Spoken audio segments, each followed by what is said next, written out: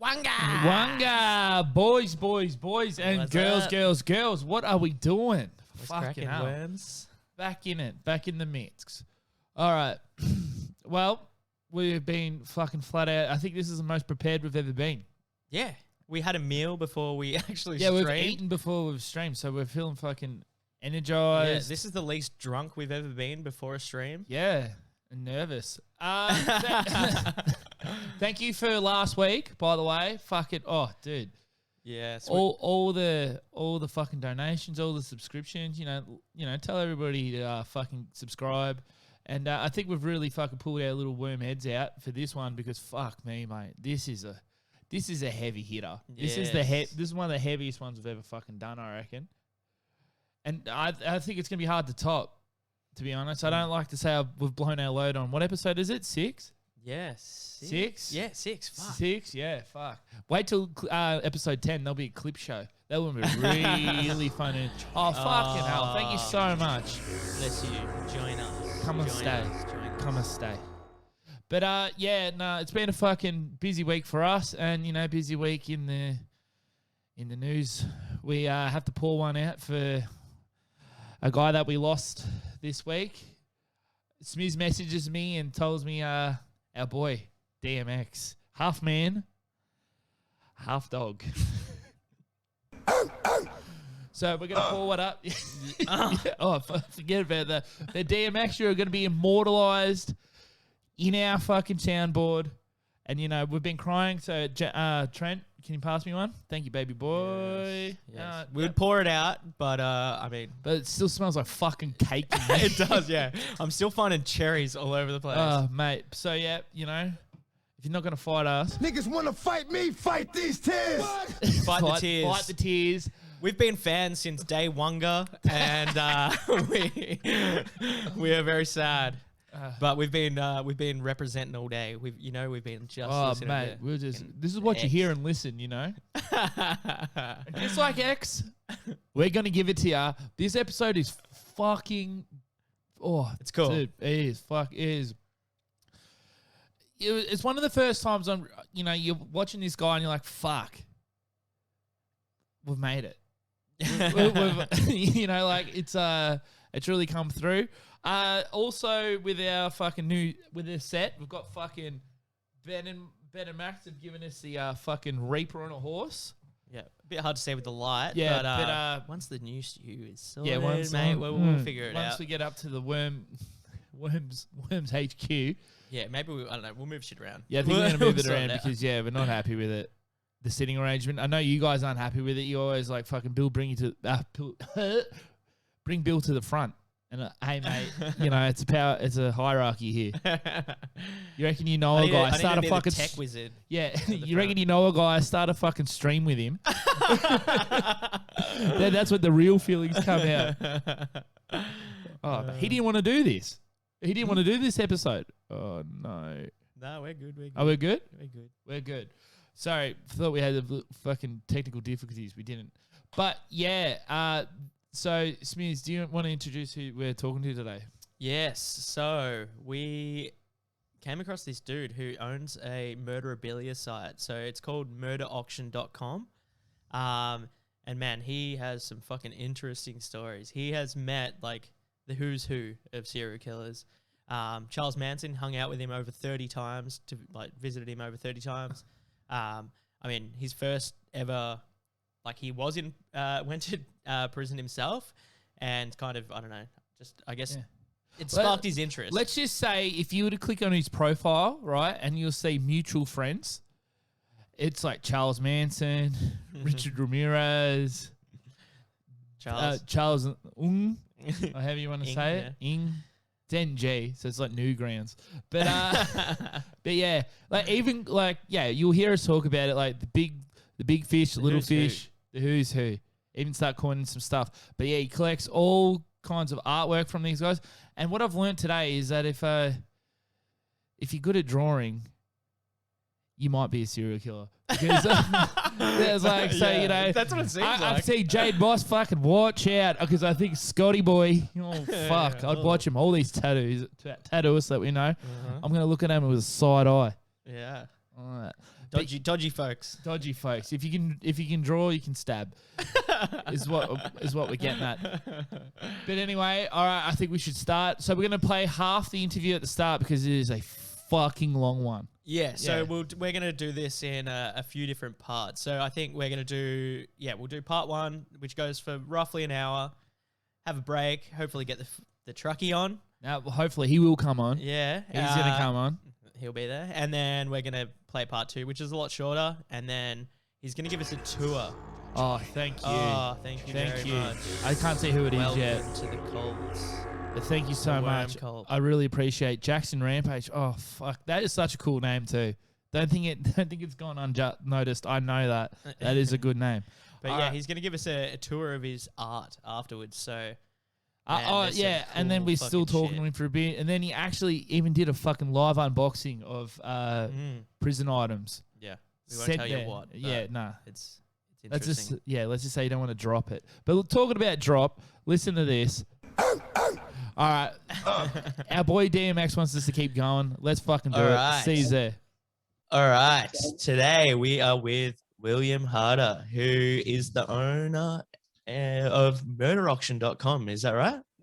That's right. Hell yeah. So he basically sells murderabilia from the who's who of serial killers. The big hitters. And we have the little fish too. The little fish are more than welcome. Yeah, the minnows. There's only one Manson, so it's hard for everybody to measure up. All the murder minnows, you got them all. Got them all in. The murder minnows, I like that. All right. So, how'd your interest start in this? In collecting, and just in the serial killers and all that. I think I've always been a collector. You know, when I was a little kid, I lived in South Spain. I used to go, down the beach and collect shark's teeth. I collected stickers as a little kid. I had a pencil collection for a while. Eventually, I got into collecting coins. Because back then, the EU, there wasn't an EU. Everybody had their own currency, and I thought it was really neat. And I knew there was a money aspect to collecting money, but I was, 7. I didn't have a concept of money. But around that same time, I went to the Colosseum in Rome. I did some of the Nazi Germany stuff, and I just kind of got a little bit of a fascination with, people killing each other, particularly in the Colosseum with a sword. How does as a 7-year-old, what the for fun? People would watch this. I was like, it was cringeworthy, but it still captivated my interest. And I was picking up little rocks and things like that because it just, it seemed, I don't know, it was so alien to me. Then as I got a little bit older, I started, kind of collecting baseball cards. And again, there was a money aspect to that too, but I just liked collecting. I didn't like baseball. I couldn't watch a baseball. I didn't even understand how the game was played. I just liked collecting the cards. It was fun. And, eventually I became an inmate myself in California. I did 2 years in state prison. And when I got out, I realized you could just write to prisoners. I knew it could be done because I'd been doing it from the inside for 2 years. And I decided to write to Richard Ramirez. When that letter came back, it was exciting, man. It was fun. It was from him. And, this is a person who did horrible things recreationally. And again, that was so alien to me in and of itself. And I was just hooked. And I didn't do it, with money in mind, but I knew that there would be I knew this was what I wanted to collect, and I knew it's what I wanted to do. And before I knew it, I was sitting in front of him visiting, and that in and of itself was a whole nother, getting up to your first letter is exciting, especially when you're getting it from one of the bigger fish, one of the murder sharks. The murder megalodons, mate. Yeah, he was definitely one of the greats. It's just, man. Nothing. People say they like to watch crime documentaries or they like reading crime books. If you're reading a crime book, you're reading something from the perspective of the prosecution. Mm-hmm. It's not going to be, very few crime books really go after the truth. They want to sell books, so they'll sensationalize crimes, making these people out to be more of the monster than they are, and they're not monsters. They're people. There aren't monsters. And again, you can't get that feeling from a book to me. When you're walking and you're sitting in front of a person, that it's completely different. And there's a whole human aspect to it with interaction and just, I don't know how to describe it. But again, to answer the first question, I've always been a collector. And how I got into this, it's just, I guess it was just the natural progression from looking at the Coliseum as a, as a 6, 7-year-old trying to figure out why people would kill each other for fun and for sport, and to be spectators at such an event to people who kill in modern society, breaking out of societal norms. It's something that interests me, and I want it. Yeah. No. So was Richard the first inmate that you ever met, other than obviously when you were in there? The first serial killer that I ever met, first death row I ever visited, first prison I went to as a state prison, because I'd done a little bit of county jail visiting before that. The person wasn't convicted yet, so technically they were not a double murderer at the time. Innocent in this country until proven guilty. Yeah. It's starting to change up.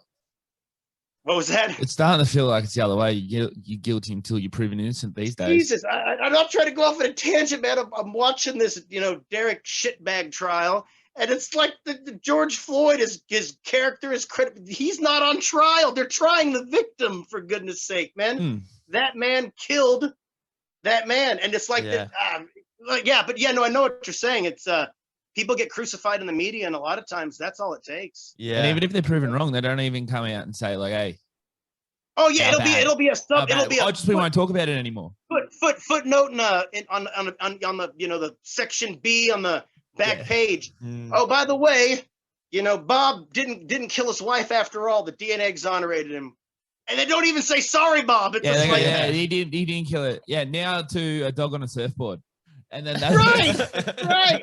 Pretty much. No, it's and since we've had DNA testing, I forget if it's over 400 now, but I mean, that's how many people have been exonerated. I mean, we're going to kill these people. I mean, these people would have been put to death if it wasn't for DNA evidence.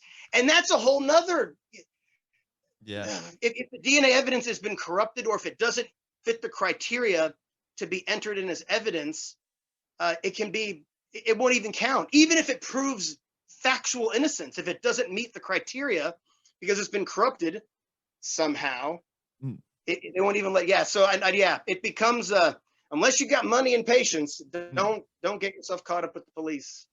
Not in this country anyway. They got a place for you. They'll make room. All right. So do you have a process? Like, obviously you're putting yourself out there and talking to people that you haven't really met yet. So you must have a process of like gaining trust of an inmate and all that. Like, do you mind going through that, or?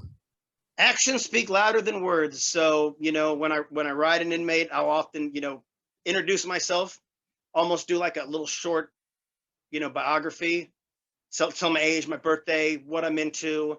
I'll tell them about my partner, my other partner, and my pets, my eating habits, things like that. And I just sort of break it all down. And then I'll usually say, why am I riding? I'll sort of break that down a little bit. Most inmates know who I am at this point. So it makes it I'm easier. like, I'm that guy. And I'll emphasize, I'm not here to write your, life story. I'm not here to help the cops, overturn your appeal. I'm not here to sell your letters or your artwork. I just, you're somebody I want to get to know. And I'll if that facility allows stamps, I'll send a stamped envelope, and I'll usually include a picture of myself, maybe one of my dogs, and it's just it's a hit and a miss. Some people aren't interested in pen paling. I've had inmates write me back sending me packages of stuff expecting me to pay them, and I'm like, whoa, hang on a second. There's rules that you're not allowed to do that. Slow it down. I mean, I don't mind, and of course, I mean, I help. Every inmate I've interacted with has needed something, whether it's a food package or, I had an inmate who's 90 years old. He said he needed some new thermals. And I ordered them without even thinking about it, because that's part of the commitment. Don't expect an inmate just to drop everything and write you, because especially if you're a dude, think of yourself, if you were in prison, been in prison for 30 years, and some dude's writing you and doesn't send a stamp, doesn't send a picture, sends a 1-page letter that took him all of, 20 minutes to maybe jot down. You got to sell yourself. You got to be genuine. Yeah, it's gonna be personal. And if you put forward what you are trying to get back, I want to develop a rapport. If the inmate writes me back and he's somebody I really want to communicate with, and they're like, look, I need, I need this.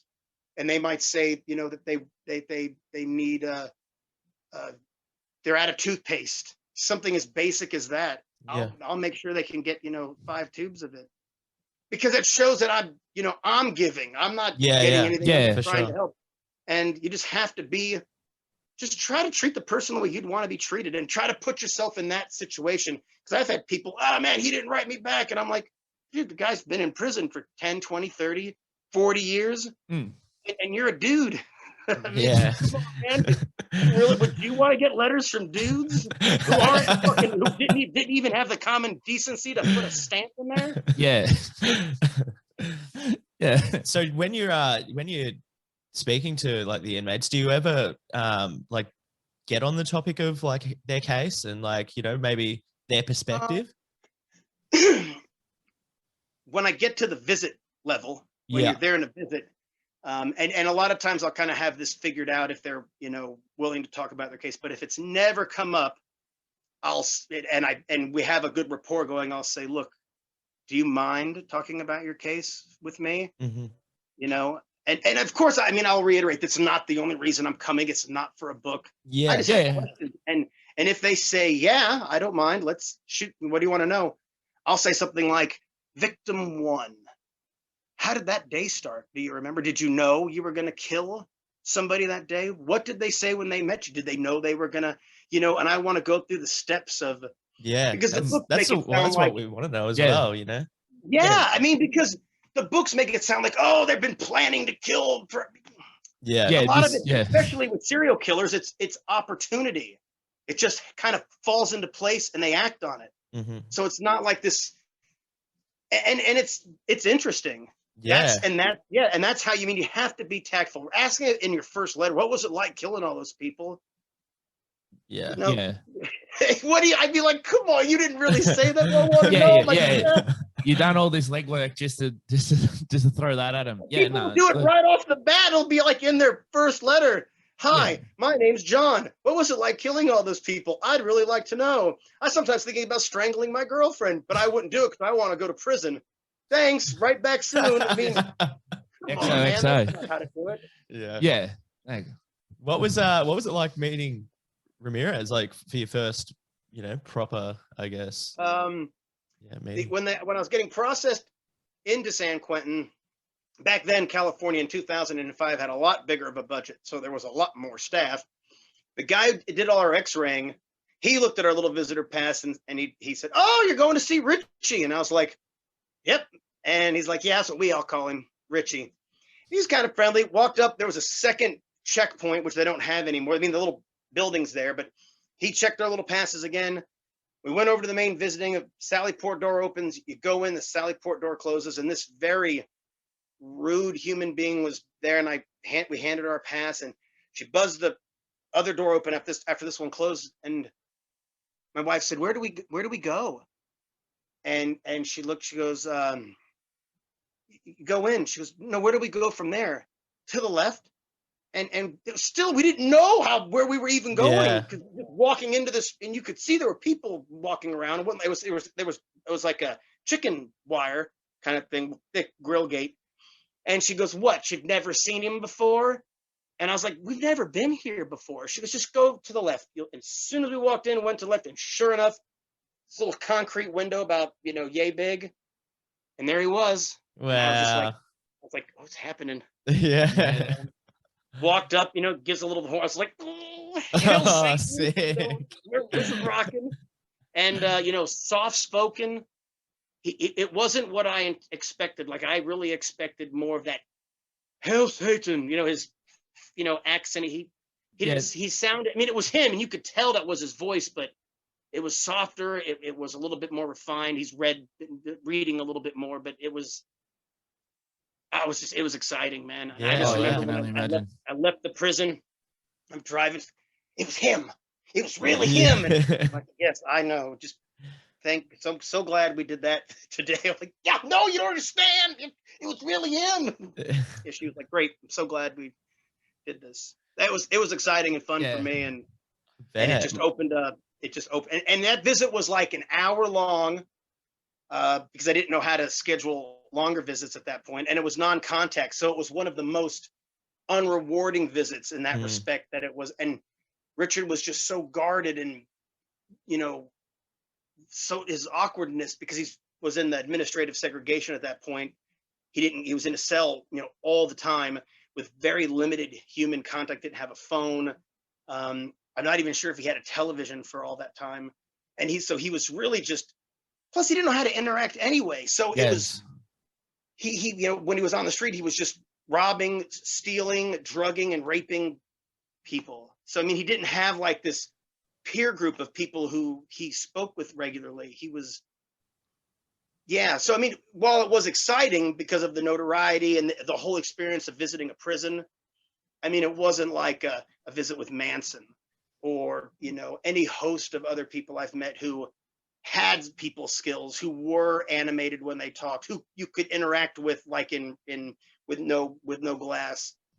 It was still, I mean, believe me, it was an experience, man, that helped set the stage for me, because, you know, you fast forward 16 years later, I've visited, if, you know, gosh, I don't even, it's close to 100 at this point. I mean, it's like 3 or 4 away from 100, and I just love it. So I've got a friend in prison down here, and he's been moved from a few, at least 2 different prisons, and the hoops you have to jump through to go to each one of them seemed like real, like you just go through a metal detector and then a dog sniffs you and then you're in. And then another one that I had to go to, like you got to put your eyes up on the screen and it zaps your eyes, and then you got to go through all these hoops just to do the exact same thing that you're doing at the other one. Like all the systems that you go through, have they, because you've been doing it for years, has it changed a lot? Like all the protocols and that? San Quentin has an X-ray machine, and everything you're holding has to go through that. Every facility I've been to has a metal detector that you have to go to, and you will not go in until you can pass through that metal detector without it going off. And Texas will actually physically pat you down when you and everybody, even the staff, they pat down all the staff when they come in, and they have a metal detector or an X-ray machine too. So everything goes to the X-ray machine, and then you go through the metal detector, and then you are physically patted down. New York probably had the simplest visitation process. You walked in, showed your ID, they wrote it down, you went through the metal detector, and I can't remember if they had an X-ray machine, but that was it. There was no visiting forms. There was no inmate visiting list. You just walked up, and that was it. You're in.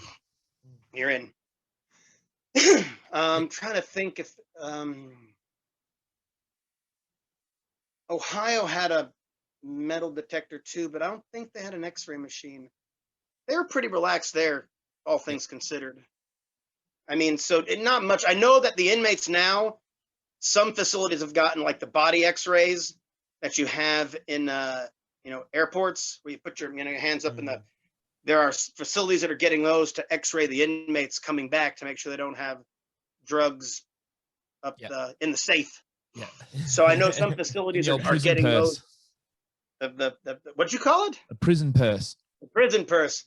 The safe is what I used to always call it. I got that safe, man. The stinky safe. So, I mean, so I know that they're changing on their end a little bit, because I mean it's a problem. So I mean, and I get it. And the inmates have, don't have as many rights as a visitor, so they can't really do it to the visitors, but they can certainly do it to the inmates. Yeah. So you've met, I mean, the who's who, but I mean, Charles Manson, you ended up becoming pretty tight with, didn't you? Yeah, I mean, I remember it was in September of 2006, and because I was an ex-felon, it took a little bit longer for my visit. I had to get a special approval from the warden to visit, and when I did, I just remember going in and hearing that back door pop, and when he came around the corner, he had his jacket draped over, kind of strolling in with a cane. I just remember thinking, "This is it, man! It's happening." I mean, and I remember when they took our first picture, and and it came out of the Polaroid. I was just like, there it is. It's now it's in stone. Yes. I was so it was just exciting for me. And I mean, I went there kind of just under the guise of meeting the most notorious, inmate in the United States history. And I ended up taking a lot more from those visits than that. It was life-changing, man. I quit eating meat, started doing like beach cleanups and cleaning up for it. I mean, it just changed my whole life. It wasn't like he brainwashed me. He just got to talking, and I just kept listening. And then I'd hang out with his the fiance Star, and she would, kind of translate some of what he was saying to where it started making sense. And I just remember one day in 2008, it was like a safe dropped on my head. And I just remember crying, thinking, I got to rethink my whole life, man. What am I doing? And yeah, lots of shit changed. And I don't know how long it would have taken me to come to that realization, but it did right in that moment, directly because of my interactions with both Charles Manson and Star Manson. That's insane. So you kind of have like an aura, so you can kind of see like how other people followed him around. Well, I mean, it wasn't that it was independent of Charles Manson. What he was saying was independent of himself. He, the whole Atwa, air, tree, water, animals thing, you hear it and it's like, it's cliche almost. You're like, oh yeah, that's Atwa. No, I mean, the air is being just destroyed. We're killing off the environment slowly but surely, and you don't really think about it. And then, I consider myself an animal lover, this and that, but I'm eating, veal and rack of lamb and kosher rack of lamb, which is just nightmarish what goes into making that a pretty thing to eat. And I never thought about it. And I remember when I was with Star, I was like, what is it? Why wouldn't you? What's wrong with milk? And she just showed me this video of a dairy farm, not any slaughtering, just the inner workings of a dairy farm, how they take the baby cows away and the mama cows are crying and there's nothing they can do. And I just felt like a total piece of shit. I was like, man, I can't support this. I don't want to do this I would never want to do that to a living. I would never do that to one of my dogs. Mm-hmm. Pigs are the fourth smartest animal on the planet, and they put them in cages that they just live in until they're fat enough to slaughter. I would never do that to a dog. Yeah. And it made me just, so it wasn't necessarily following Manson, but the ideas that he had were based on a truth that was independent of him. And the exposure to Manson exposed me to that truth. It's like if you went to church with somebody and you converted, you're not following them, you're following the truth you found in the church you went to. They were just the person who brought you. Manson would be like the person who brought me to church for me, because it's become a huge part of my life. And I'm very mindful of the clothing I wear. Like I stay away from leather, for any, I just don't want it. It's for me. I used to be real. You're a piece of shit. You don't love anything. You hate life. Jesus, you can't do that. You give myself an aneurysm. I just, for me, I don't feel comfortable doing it, and I don't want to do it. And I tell people, look, I'm not telling you what you can and can't do. I don't want to do it. I'm not okay with it. If you're okay with it, good. Hey, I'm not telling you I'm not buying your food. If we go out to eat though, and I'm paying, I won't buy a hamburger for you. I'll buy a veggie burger or a salad. But I tell people, look, if I'm paying, don't ask, because I don't support it. It's against a conviction that I have. So yeah, it wasn't, he had a way of putting things, and I could see why people would listen to him if he was, 30 or 40 years younger. He was charismatic. He did have a way of putting things, but by the same token, he was also just a man. When you met him, it kind of dispelled some of the myths of this grandiose, the hippie cult leader. One time we took a picture, we were face to face like this, and he goes, yeah, tell people I'm brainwashing you here.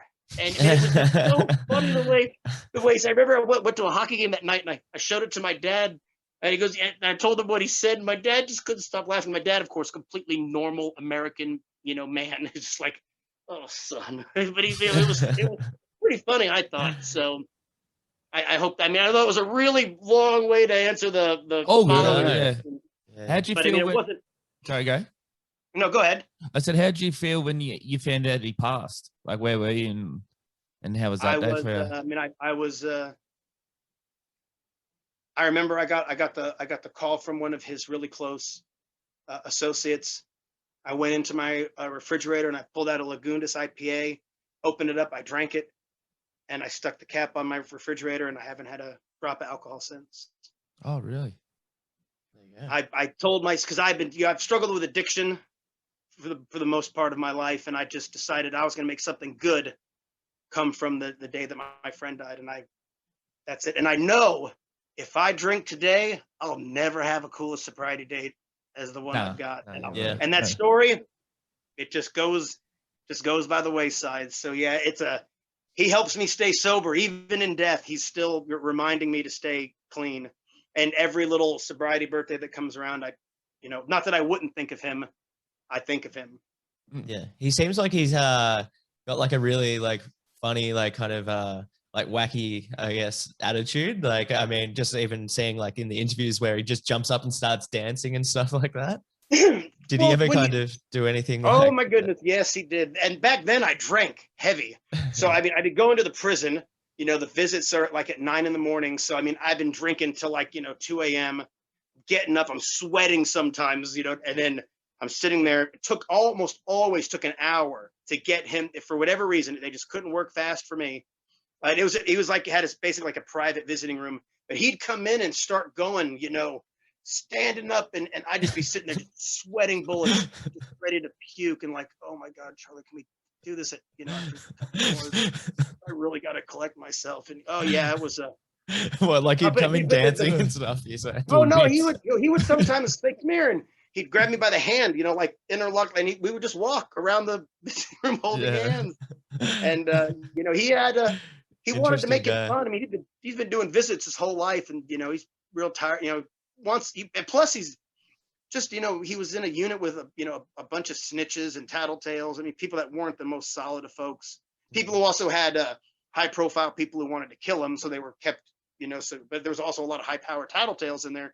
So he had the worst of the worst around him for the most part. And he just, having interaction with somebody who wasn't that way is probably a little bit refreshing. Yeah. But what I wanted to say is, I know sometimes he sounds like a completely crazy person. But when you start figuring out what he's talking about, like the thing I always like to go to, because he says it all the time when he talks about having, Ronnie Reagan's gun and holding his mud, about the murders. The whole thing of that is they stole the gun they used in the Tate murders from a mobile trailer home that was owned by Ronald Reagan. So he always, when he says that, you would hear it, you'd be like, well, this crazy person's rambling on about Ronnie Reagan. What is he talking? But it's because they stole the gun from his mobile home that they used in the murders. And for some reason, that never came out. But I mean, it's something he swears to this day. And so, I mean, again, if you just heard him going on and on saying, these things, it would sound completely insane to a person who didn't know what he's talking about. But his mind worked a little bit different. I mean, when he'd write letters, it was just one thought. It wasn't paragraphs. He would just start to write, and it was just one big thought. Yeah. Sometimes incoherent. Do you think that was do you think like maybe because of the LSD back in the day that he kind of, I guess, maybe overdone it or opened his I've never done mind it. up a little I've bit? never done it. I was never okay. into psychedelic drugs. If it didn't go in a spoon, it wasn't for me. Oh. Yeah, no, God, it was bad for a minute. That's all right. With Manson, I don't know. I mean, he said he got a lot of musical inspiration when he took that stuff. So goodness, maybe if he was, high, it would have been paragraphs, perfectly indented, who knows? He was 70 when I met him, and I'm not saying he wasn't sharp, but I mean, he was 70 and he had a really, kind of a shit life, and it was tough. Before that, So, I mean, before all that stuff, yeah.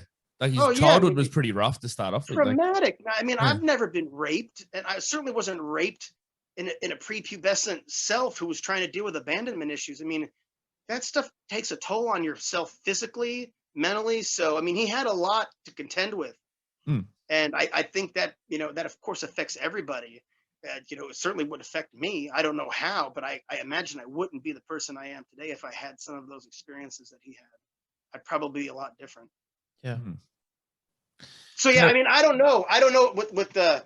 I never dealt with him in person under the influence, so I wouldn't know. It was just different. He just thought a little bit differently, and again, his life circumstances. It might have been a safety net for him. I don't know. I don't know. I never got the opportunity to really dive that much into it. So so the Manson experience sounds like it was a very positive interaction. Have you ever had any bad interactions or felt unsafe with any inmates that you've met? I had an inmate one time come into the visit, and in San Quentin they lock you into little cages, so you're locked in there, and inmate puts his hands through like a portal, and he's uncuffed. And I remember this guy, this like 6'3", 6 foot, just. And I remember him coming in, and the first thing I said to him, the very first thing, "Oh man, I sure hope we don't have to fight." And he said, "Oh no, you don't have to worry about that. I'm not a violent person." And then I said, without missing a beat, "Except with those two girls." And then he was like, "Oh yeah, that." And I was like, "Oh, hold on, man, we're getting off on the wrong foot. Let's just start over again. Yeah, I know we're not going to fight, but I mean, it just he was so menacingly big, and he was very friendly. But you have to remember, he's this isn't a person that Manson. I could have probably got my arms around him, Yeah, and laid down on He's him. a little wiry. This guy, yeah, there's nothing I could have done. I mean, I just couldn't. I couldn't. If he wanted to, he could have killed me before the officers would get a team. Because if they don't cuff up, they don't open the cage. So they'd be hosing us down with pepper spray until an extraction team could come in. So in that time, I imagine he would be able to beat me to death. And yeah, Was I afraid? I wasn't afraid, but I realized Little intimidating. Yeah. there was two inmates that I went to see that were real big. The only time I did meet a gang member once, and I did feel a little bit uncomfortable because he was real. It seemed like he was like not on meth, but just real sketchy. And I was just kind of like, man, this guy is not having any fun whatsoever. What are we doing? This is like not a good visit. He seems preoccupied, and and we were about the same build, but yeah, I didn't want to have to fight with him. But it didn't come to that. But I mean, it did make me think that, man, what if this guy just decides to, we'll just be going at it until the squad comes. But no, I mean, I'm more afraid of the officers than I am of the inmates, because the officers can destroy your life. The inmates would ruin their contact visiting, would ruin visiting for a lot of other inmates, making them very unpopular. So it's the officers that I'm afraid of more, because they'll, they can just, they have, if everybody gets on board, you're going to get in trouble. They can just put something in your pocket, say, "Hey, we found this on him," a joint they just took out of the guy's cell that had 10 of them. They just put one away, and oh yeah, that was his. He was trying to bring that in. And as long as everybody's in cahoots, you have a hard time explaining that. Yeah, it is scary. Would be, That's that's part of the game. Yeah, risk and reward. Is there that hasn't happened? Yeah, I've never had. I've never been. I mean, I've had them try. I've had my Facebook searched by prison system. Got a warrant to go through my Facebook to try to get a warrant for my house, saying I was threatening victims' families and doing things illegal. Nothing came of it, but it wasn't for lack of trying. And when I found out that they did that, I did get afraid, because if they mean, it's scary, but I don't do anything illegal. Like, I really don't. Yeah. And I sure as hell wouldn't talk about it on Facebook if I did. Yeah. But they went through everything, and they were really trying. And it did make me afraid, because, man, I've got a life. I don't want people in my house destroying my property. No. Yeah. So have you had any backlash with all the stuff that you like from outside sources, people telling you how to live your life and that you're doing? I can only assume.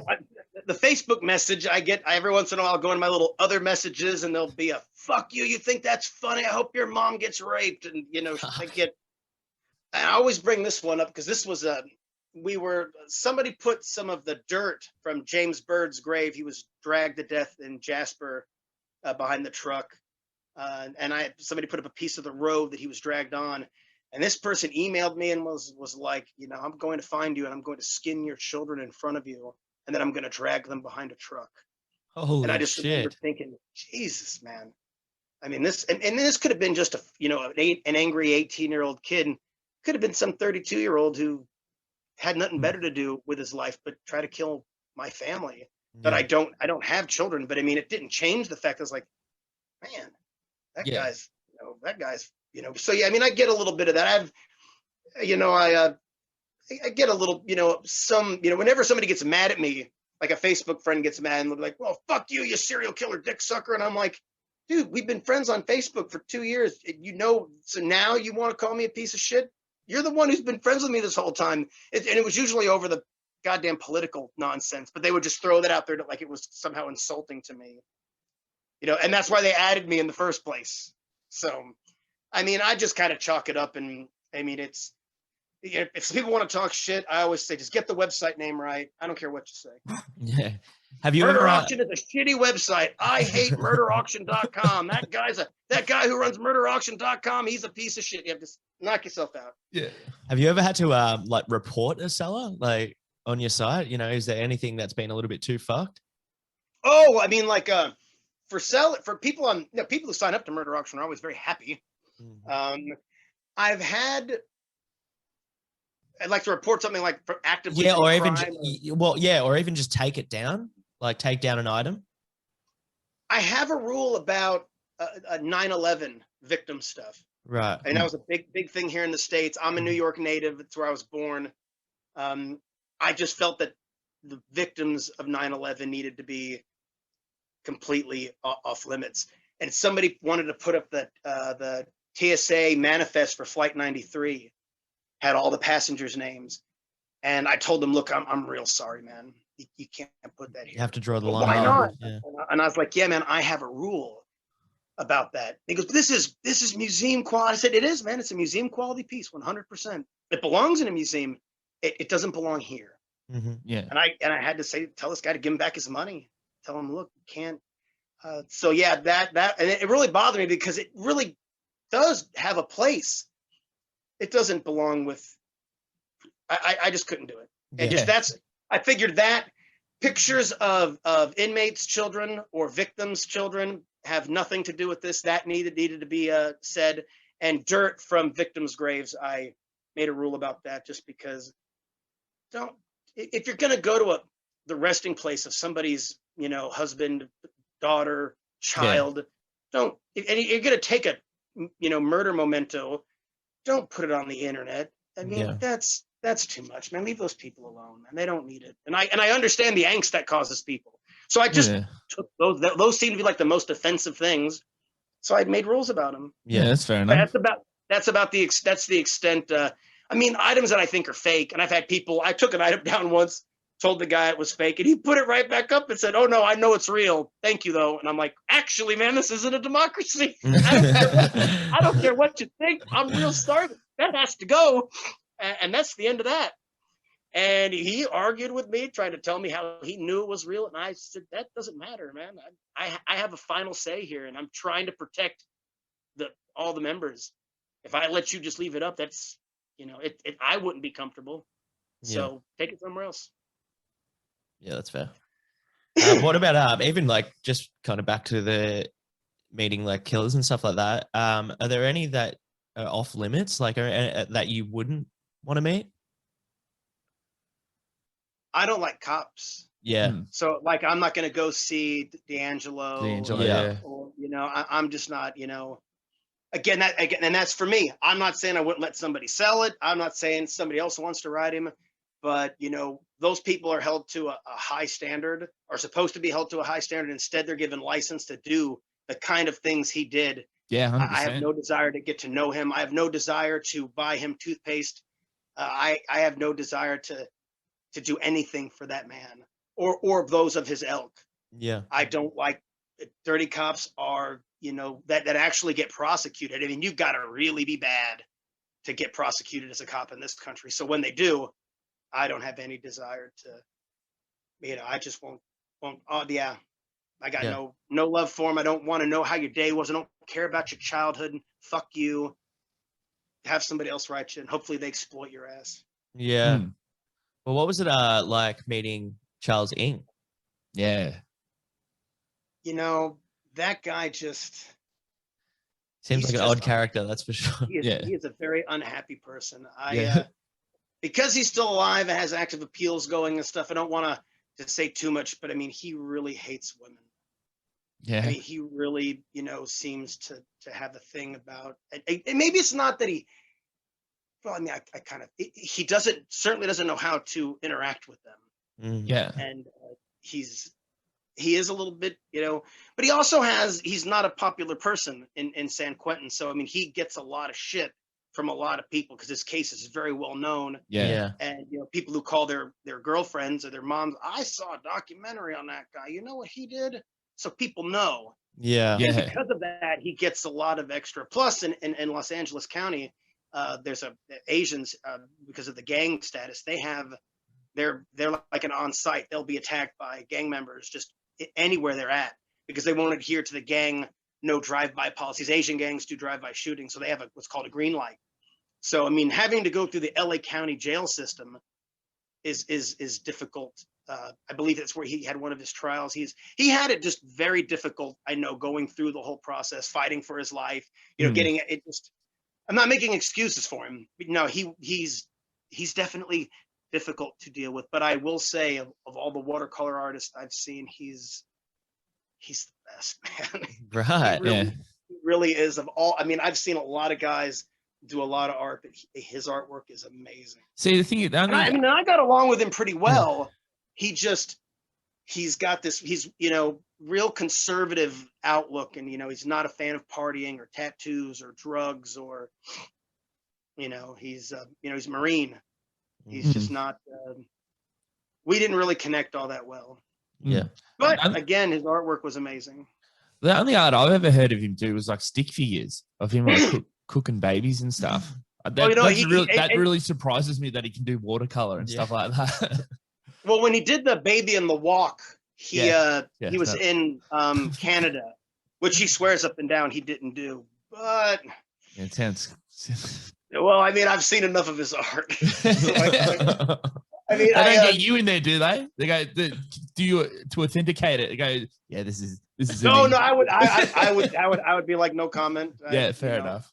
I would never want to and that's the thing. I would never want to actively. It's like when people have active appeals, I've always got to, like, in the back of my head, is what I'm saying going to be, you know? Oh yeah. You know, if I held up some of Ing's paintings that he did for me, oh yeah, they'd get screenshotted. They'd go to the prosecutor when they were going through the appellate process. He did this while he was in prison. He did this. And then when it comes right down to the wire with clemency, they just fan all that stuff out for the clemency board. And they're like, yeah, this violent drawing, he talked about raping and murdering. This letter was for sale on Murder Auction. Look what he says here. And this letter, I mean, that's what, you know, got, David Gore in Florida. They sped him up because of the shit he was doing like that. Same with Jack Trawick. He did so many violent drawings, and every step of the way, those were in play, just moving him closer to execution. They never would have got, I mean, not that pardons or reprieves are normal. He certainly wasn't going to get one, no matter what, because he admitted guilt so many times and seemed to relish in it. And that, so I try to, even though Ing and I aren't on the best of terms right now, I certainly don't want to cause his, you know, I wouldn't want him to be killed because of something I said, or something that I say be used to ensure.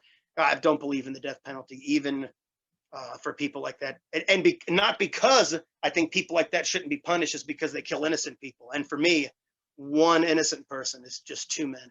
Yeah. So have you actually ever been to an execution? I have. They're fucking awful. It's the feeling. It's awful and afraid.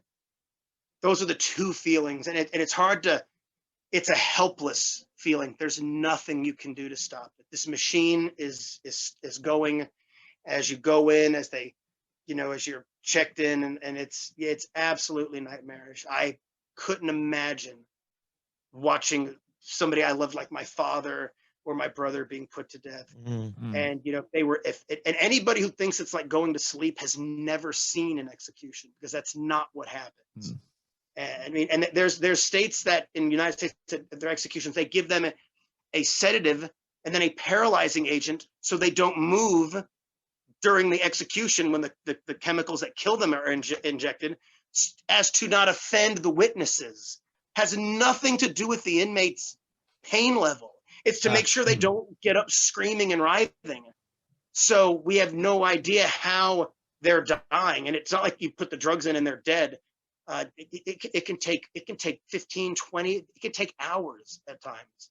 It's not, God, yeah. So, I mean, to answer your question, yes, I have. And yeah, dude, they're awful. Yeah, that's gnarly. Fucking hell. That's gnarly.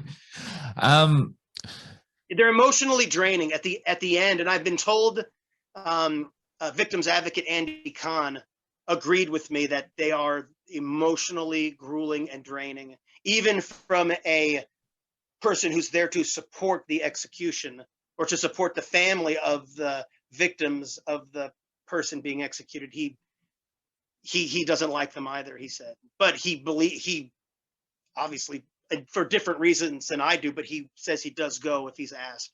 Yeah, I wonder what it's like for the person Yeah. that has to do it. Like it's like a modern day executioner, I guess. Well, that's the thing, and they obviously believe in what they're doing. They don't have any moral angst or qualm with it. And Yeah. for me to kill another human being and not defending myself, I don't. It goes back to that killing recreationally. This isn't your life. This isn't life and death. Mm. And if the person's innocent that you killed, man, you just destroyed not only somebody's life, but their families. And even if they don't have a family, it doesn't matter. That one person's worth more. Ben Franklin said something to the effect of, better to let 100 guilty go than to convict one innocent. I mean, I don't, and people just seem to forget that. It's until they get arrested or until one of their loved ones ends up in that situation. Yeah. Then it's like, oh, we're against it now too, because it affects us. And I'm like, yeah, man, but when it shouldn't have to affect you for you to understand what goes on with it. Because you guys don't have the death penalty. I mean, No. and for good reason. It doesn't work. It's not a deterrent. It costs more. People are like, well, I don't want to support them for the rest of their lives. It costs more to execute a person. I go the appeal process. They say we should do away with that. And speaking for Americans, I'm like, that's called due process, though. You mean you want to take away constitutional rights and just start killing people because a judge says they're guilty?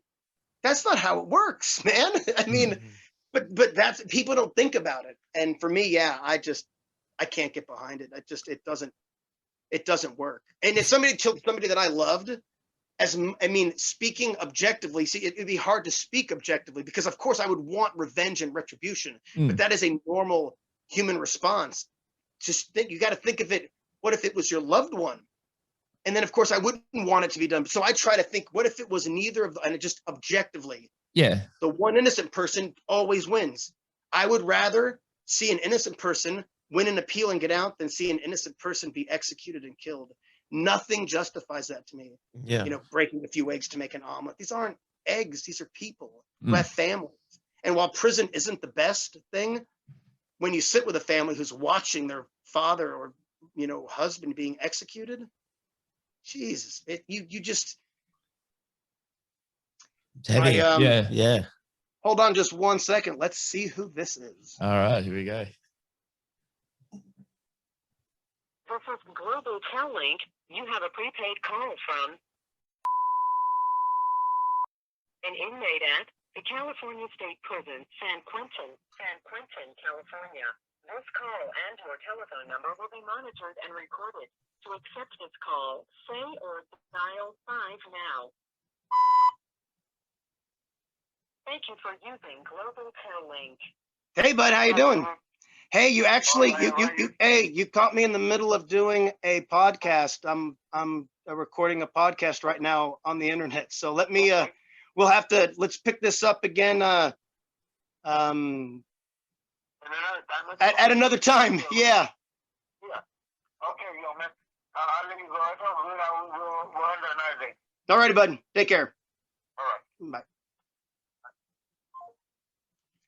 Like I said, man, it's all day, every day. Wow. Oh, good. I mean, that's business for you, Yeah, really. that's it. Yeah. Every day. Well, I mean, these are friends. These are folks that I try to. I mean, I'm scheduling visits, helping their families visit, trying to figure out. And right now, the prisons in California are opening up visiting. So a lot of guys have questions. They need help trying to figure out who's how the procedures are working and whatnot. And I'm trying to facilitate that. So I'm trying to help folks get this done. Yeah, that's wild. Because over here, I hadn't been able to see my mate in over a year because of COVID and all that. Neither was his mum. Like, they had Zoom calls and stuff like that. It's just not the same. So, but over there, is it? Sounds like it's getting back to normal because you've got to go visit someone. So yeah. Yeah, I mean, the contact visiting's been closed since last year. I'm pretty sure they shut it down in March, and I haven't been to a prison since October of 2019. So yeah, it is exciting because from a human interacting standpoint, this is sometimes the only, real, personal interaction they get. Correctional officers don't give a shit about you. This is their job. Inmates who are confined as well, they're not your family, they're not your friends. They don't really, don't get me wrong, there's people who have forged good friendships in prison, but at the end of the day, you're kind of there, you're on a, you're doing your own number, you're doing your own time. So to have people come from the outside and bring that street conversation with them. And what I mean is, prisoners talk about the same thing day in and day out. It's very repetitive. It's very monotonous. Out here, we have so much stimulus. It's a different type of talking, and they people want that. They want that interaction. So yeah, I've been trying to, believe me, I've been getting a lot of requests for the printouts off the California website, and other other states are still kind of trying to figure out how they're going to open. But I mean, I've got my and their families, who some of them don't have the internet, they don't have smartphones. I've been mad at mail stuff to a family just to try to explain to them how they could start visiting again. It's some of us take it for granted that we have nice microphones and tablets to talk on. There's some families that don't have those luxuries. So I really try to, and it's a lot of work. People think, oh, he's making all this money off. Jesus Christ, man. I'd do better if I just bought things from people who were collecting, than the money and time I spend trying to help. And it's not just, it's not serial killers. I mean, I have folks that are just guys who made a bad decision, and that's not to take it lightly. They killed the person and they are now in prison. But I mean, yeah, one day of their life has defined the rest of their lives, but it doesn't change their mom, their sisters, their kids. And I do everything I can to help, in my own way. And but nobody, that very rarely ever gets talked about on any of the television stuff or, interviews I do, because nobody cares about that. That's not exciting. That's not Manson. That's exactly right. Yeah. Like when you were saying before, like all the footage we've ever seen of Manson is, him wigging out or jumping at guys, because they don't want to show you videos of him just sitting there being calm. They don't want to humanize them. Yeah, they want the maniac, and they want you to not feel bad that these people are getting what they deserve. And man, I've sat with people who've like Bittaker and Norris, for example, Roy Norris and Lawrence Bittaker. I mean, those guys kidnapped, and raped young girls, and they made it sound like they were these sex crazed monster murderers, and I suppose maybe by the definition they were, but Roy was so ashamed of himself and hated the fact that he did those things. I mean, I could tell there was genuine remorse in what he would say. He was not proud and didn't enjoy it. Bittaker, I mean, he tried to romanticize it in his head that it wasn't as bad as it was, that he wasn't this torture killer. But I mean, yeah, he was. But I've talked with enough of these people to understand that some of them just, I had one guy, he just broke down while I don't know why I did this, just confessing to everything, something that he went to his grave saying he was innocent of, and he just didn't, and he was just miserable. And I mean, do I believe he was genuinely remorseful? Sure. Do I believe he was sorry he was in prison for the rest of his life? Oh, I'm sure he was sorry about that too. But you could tell he really regretted what he did. Yeah. And the human side of him, and and I was, I put my hand on it and I said, look, man, it sucks. Something in your life went wrong and you were cheated out of what life was meant to be. And sometimes, even the worst of us need to hear that, because it's real easy to pass judgment until you've had your mom abandon you when you're 6, you're raped repeatedly when you're 11, when you're just, the whole world's hating you. And speaking of Manson's life, or even, I mean, I've met people whose parents just raped them over and over. Their fathers would rape them, like up until they were like 12. I can't imagine what that would do to your psyche. And it's easy to say that person's a piece of shit. Yeah, man, what they did is pretty shitty, but is it really a wonder? Look at the life they had. What I mean, and again, I'm not making any excuses. It doesn't justify what they did, but It's not like, oh my God, he did what? No, yeah, look at what that guy's life was. It's all he knew. Maybe if kids had a little bit better upbringing, if parents didn't have to. It's a big picture. I can't break it all down right now, but you just and I usually tell people like that when I meet them. It's like, man, you wasn't supposed to be like this. You got cheated. Your parents weren't supposed to do that. You weren't supposed to have these things happen. And again, it doesn't excuse anything. I'm not trying to make excuses. They belong in prison for sure. But I can't help but think I was so fortunate to not have those things happen to me. And there's plenty of people who have those things happen and don't go down this road. So it's, again, I'm not like trying to make, there's somebody who's probably watching this. Well, I was, my father molested me. I'm not killing people. Most people find ways to deal with it, but that's not everybody. Everybody's different. And like I said, I'm not trying to wave the flag here. Oh, forgiveness. No, man, they belong in prison. But it's just that understanding as to why those things sort of happen.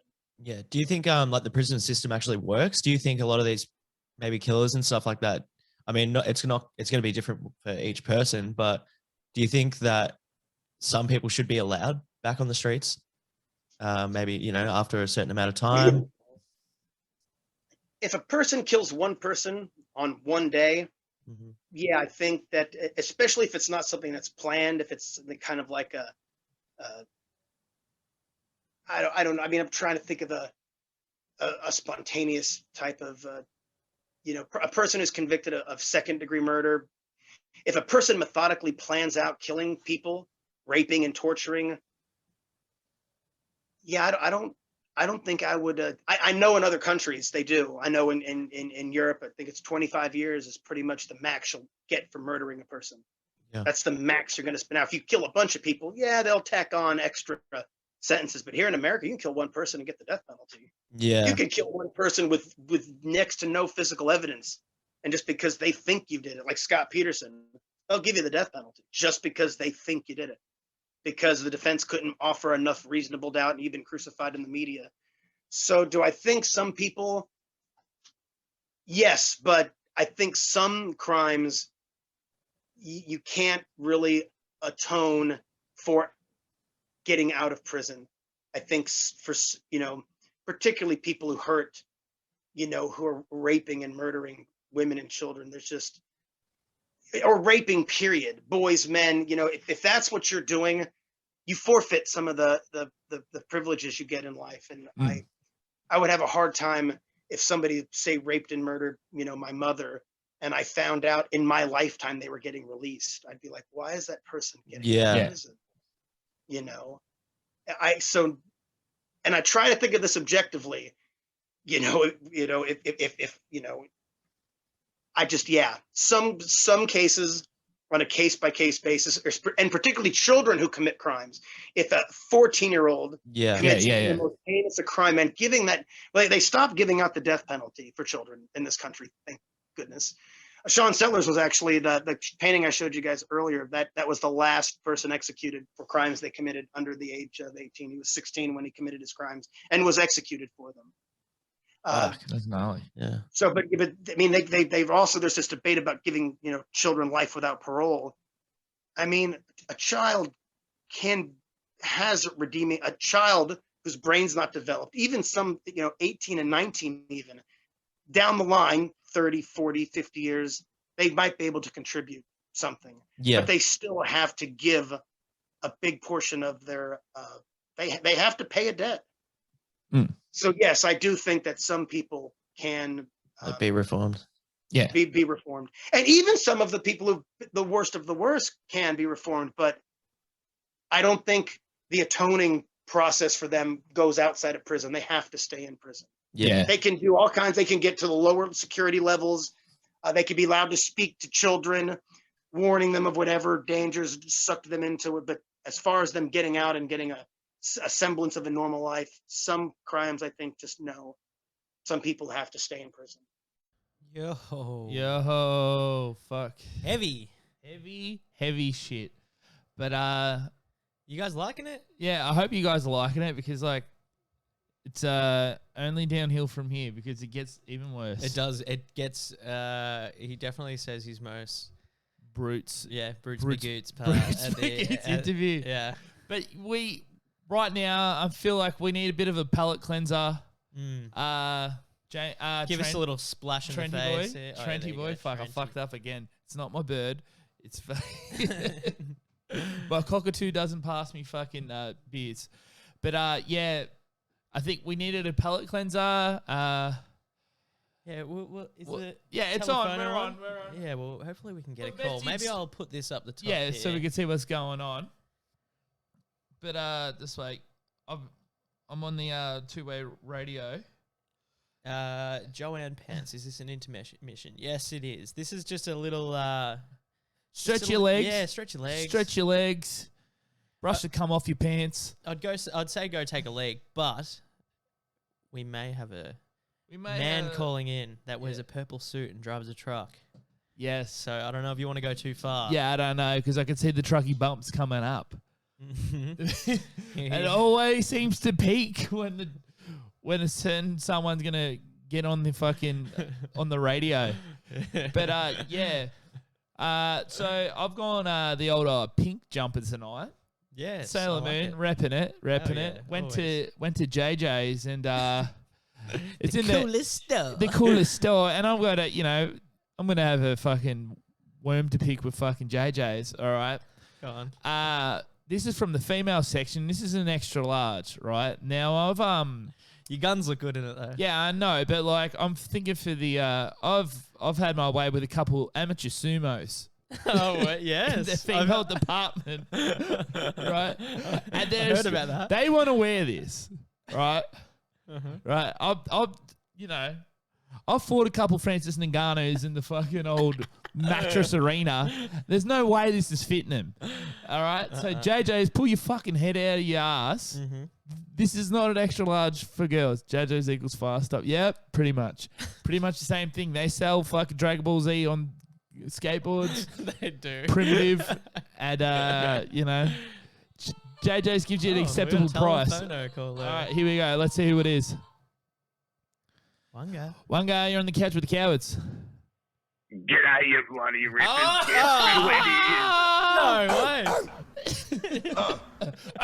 Bloody fan favourite right here. Oh, it Yes, is. it It really is. is. How you going, mate? I'm going pretty fucking good, you know. Oh, I'm mate. having a good time, fucking partying up, living the life. Just how it is, mate. Oh, mate. Bloody oath. Mate, it's so good to hear your voice again. That rough, almost DMX style voice. Do you smoke ciggies, mate. Trucky?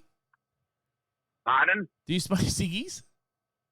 Oh, fucking oath I do, mate. Yeah, they'd Fucking be reds, wouldn't Reds they? all the Yeah, time. yeah, fucking Reds. thought so. You're a red. Yeah, he punches a few gaspers. Yeah, oh, you mate. know. Duct Oh, tape yeah, them I'm together. gonna start like that tomorrow. Bloody Oh, oath. it's probably made me voice the way it is, eh? Yeah. Oh, yeah. How was manly. last week? You were on a hot date. What happened there? Oh, now, don't get me started on that. I'll tell you what. Turned out this bloody gorgeous Sheila from this bloody grinder in the room. And Yep. so after me call, I've rushed back there to get the business done. Mm-hmm. She's all about the anal. Yeah. No, you know, the Phantom loves a bit of butt play. Yes. Yeah, as you've said. While you're watching the cowards. Butt play. So I've just lubed it up and slid it in and given her one.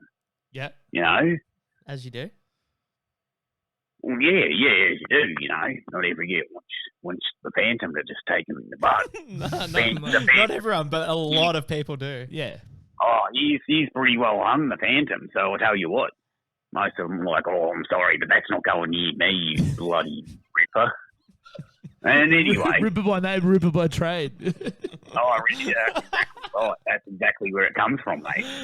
And then, Blood and rip. All right. But anyway, Trucky, mate, the chat's going off. You're a man of the people. Mm-hmm. We'd love to have you on the We show. oh, I'm just loving the fan art. The fan art today, I absolutely loved it. yeah, It mate. made my day. I absolutely loved it. I It don't- was brilliant Yeah. and appreciate it. Whoever you are doing it, keep it up. Well, I let him know. appreciate the work. I'll let him know. Yeah, because he's pretty quick. Very quick. But I think he's gonna have trouble finding a bonfire and a couple of ghosts fucking doing the hokey I pokey would around not it. be surprised But with those he can old find it. Phantom comments. Yeah, he can find it. He can find it. Mate, this bloke surprises me every week. He can keep up with this. I'm busting out the stories, he's busting out the fan art. We can keep up together. You know what I'm saying? All right. Brothers in arms. Brothers in arms. Well, Yeah, that's exactly right. you stay at a trouble truckie and Be safe, mate. Just make sure, just make sure, you don't run into anything extra spooky next week when we speak to you. Yeah, well, I'm not going to rush into too much because I tell you what, I've got rid of the grinder. Yeah, and what I've do you got got the on bloody now? Tinder. I've got the Tinder. Tinder. Oh, Tinder. I think that's more up your alley. Yeah, I think so too. Yeah, well, at least they don't have cocks. I've put a few away since then, but they didn't have cocks. Yeah, So- that's good. Can't complain too much. Yeah, no, But, that's You it. know, just love a good fight. Yeah, you can't fight them though. Yeah, no, never hit a woman. Respect women. Yeah, that's Bloody it. oath. That's it. Even Yeah, respect your women. Unless What she's about- a demon. unless she's on Ghostbusters too. Unless it she's sounds like. demon like Sharpay, then you put the Dyson around her face. yeah. Yeah. I'll tell you what, Dysons, Mm-hmm. their poles cost a bit to replace. yeah. The missus wasn't fucking happy. You got to buy a whole new vac. Oh, mate, it cost me about 5 hours of driving just to replace that one pole. Bloody That's a food shame. for a Truckies should get more money, Oh, especially if yeah. they're busy as you are, fucking cleaning the streets of crime and demons and ghouls. Saving the and people, goblins. basically. Yeah. Yeah, you wouldn't. You'd think the truckie, he's a millionaire, he's loaded, he's got this, that. That's what I But I'm think. just a yeah. normal average interstate fucking well-travelled truck driver. That's all I am. Just an average. Mate, as long as you can, as long as you got a nice place to stay in the back of your truck, some cigs. I'd love to say your blue collar, but your purple collar, as we clearly know. Yeah. All right. Oh, As long as you can afford your Bundies, mate. I mean, your Woodies, sorry. the Woodies, the 40% extras, mate. Hell yeah. Got to have the 40% extra, mate. All right. Get you more piss. Bloody oath. All right. Well, we'll talk to you a bit later, Trucky. We'll talk to you next week, hopefully. If you don't get Wanga. yourself into Alright. some trouble. All right. Yeah, I'll be here next week. Don't you stress about that. No, we're not. We're not stressing. But yeah, no, it was good to hear from you, mate. Here you go. Here's your one. Oh, I love it. It gets me every time. All right. I'll talk. Oh, shoot. We got Mate, we incoming got calls. another call coming. All right. We'll speak talk to you in soon. a minute. See you, buddy. All right. Bye. No worries. Bye. Have a good day, you rippers. You too, mate. Bye. Oh, we missed that one. Oh, we missed that one. Call back if Call you're back there. if you can read. If you can see that. We don't have credit. Yeah.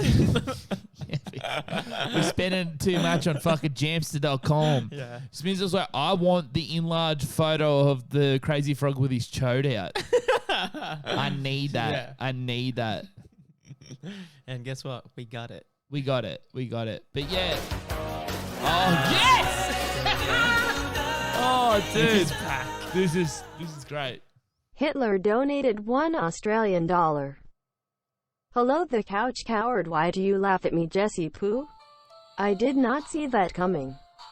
Do you ever wonder what the world would be like if I won? The couch cowards would be blonde with blue eyes. Yours faithfully, Hitler. Wow. Hello, you're on the couch, cowards. Wanga. On the couch.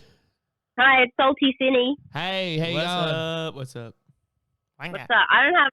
I think I've made the spookiest playlist of all. Like I did send it to Billy before. Mm-hmm. Yeah. It could be the new scary soundtrack of the Couch Coward. Oh. So, all right. So with that, Cindy, we have we've already been demonetized. Yeah, so we started a YouTube channel, which Yes, everyone please go follow Couch Cowards on YouTube. Yes, please do. We're going to archive all the old episodes, and we've just uploaded our 3rd episode. And on that episode, when I was uploading it today, we got demonetized on it because we played the Undertaker theme song. And then we realized we played that in the next 3 episodes as well. Yeah. So And not only that, a few more wrestling songs. So maybe they can all fucking tag team us, which I'm not fucking scared of because guess what? If wrestling's fake to some of you guys at Don't home. you dare ever say that again. It is fake as shit. Look, The Rock might come for you, but I don't reckon Chad, what's his name? Nickelback Man's gonna come for you. I feel like that's all right. Ooh, yeah, So- send us through the playlist. So what's the How do we hear playlist this? of? The playlist starts with Broken with Caesar and Amy Lee. Can you argue? Oh, no, can't argue with that. No, That's a piece of work. that is, yeah, The that is. second song is Papa Roach. I think you Which guys one? should All go. right, so Last yeah, resort? Yeah, last resort. We've all drank a fucking oat milk to fucking upset nippies. We've all done that. I know we all have. Like, yeah, like so maybe some of us love nippies, and sometimes maybe they might get a sneaky one, even though they're fighting with them, and then they have to dispose of the garbage because if someone else gets in their car. And like, I thought you were fighting with nippies. Oh, you know, like just because I'm going to give you a fucking hat. All right. So, yeah, I'll put up my nippy saga, my fight with nippies. It's me, guys. I'm fighting with nippies.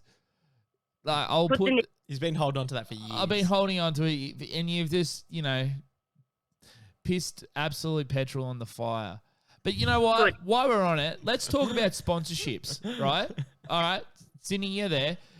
Yeah. What do you think of this? I reckon me and Smith were talking outside of this. And I'm like, we need a sponsor that's not fucking DVDs, because like I'm gonna be honest. Besides putting them in the DVD player and cutting pizzas up, I have fucking that many fucking DVDs in my fucking house. Pizzas up with your DVDs. Yeah, that's it. That's the only other thing. I put them Double on my purpose. skateboard. They don't fucking. You know, I'm gonna say this now because all right, Dead End DVD is in the chat and he wanted us to tell you this. I'm like, maybe we shouldn't. But like, he's like, nah, please let the people know. He is sick with diarrhea. So Dead End DVD has diarrhea. Dead End Doll had diarrhea daddy.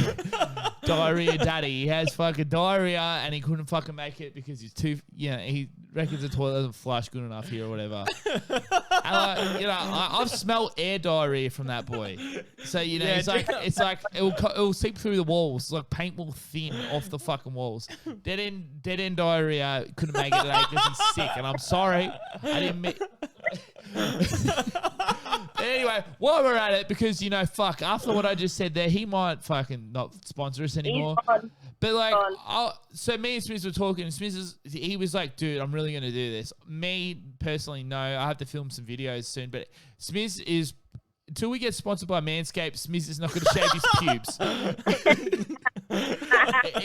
He called this a pubic defiance. Hashtag pubic defiance. Smith is not going to shave his pubes until we get fucking Manscaped on this fucking podcast sponsoring it, all right? Everyone please beg them. It's already starting to take over my whole... And I suggest all you worms, grow your pubes out until the boys get sponsored by Manscaped. Protest. Yeah, in protest. No shaved.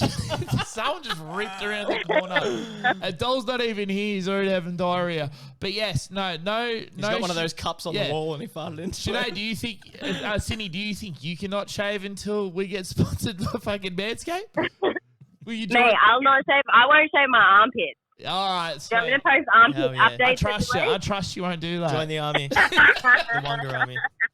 I trust you. I believe in you. Do You want me won't to do grow out that. my leg hair? Pardon? Grow it out. Grow it out. Grow it out. For your Everybody in worms. the chat. Yeah, fists up. No shave till Manscaped sponsors this podcast. Let them know. And just send them photos of your pubes. Just say, fucking the worm sent me. Pubic sponsorship. Yeah, Disease pubic right here knows revolution. what's up. That's it. Fucking no shave till. All right. No shave till sponsor. All right, thank you, Sinead. But we actually Thanks for the legit call, we'll have a you're look the at that playlist. But Yeah, can you send it into the chat? send it into the chat because I don't think we can. Yeah, all right. I'll put it up. I'll put it up. But like, I don't think we can fucking No, we'll get juice to it before the Yeah. stream, after the stream, and we'll put it in there for everyone else because to get. fucking Trevor Twitchman. He doesn't. He doesn't like- yeah. All right, I'll give you one of them before we go. You do yours. You do yours. Go, give us yours, and I'll give you mine. Oh, it's not very good. I'm not good at it. Go, do it. Oh, I'll do it. Ready? That's perfect. no, I thought you were doing Chris. I thought you were doing Chris on call. yawn. No, no, twist. There we go. That was There a we collab. go. Oh, legit though. Do you reckon fucking Disturbed and Gorn should do a fucking collab? They should. Do a cover of it. I'm with Dude, that. that'd be so fucking good. I would have such a hard cock, but you can't see it because of all my pubes. Because Manscaped have sponsored this. All right, Manscaped, sponsor this fucking thing. All right, please. The people's pubes need it. Fuck me. All right, thank you. Thank you, Sydney. Have fun, boys. Bye. Peace. Wanga. Bye. Wanga. Oh, that was awesome. Oh, God. All right. All right. Well, we've got you here. Let's just say Let's we plug do it. have another giveaway. We're we not gonna going to do do it it. now? No, we'll do it after this We'll next vid. But look, I'll give you a sneak peek. What's Beetlejuice holding? What's Beetlejuice? Look at that fucking Look at hat, that too. Blockbuster hat too. No, that's an OG Blockbuster hat because fucking Dead End Diarrhea couldn't make it, so we're sponsored by Blockbuster tonight. No, I do love Dead End DVD. I can't believe he's not even defending himself in the chat. No, he did somewhere. I saw it before. Yeah, Doll Gamer Doll, I've pulled the Spono, eat my cornfield shit. No,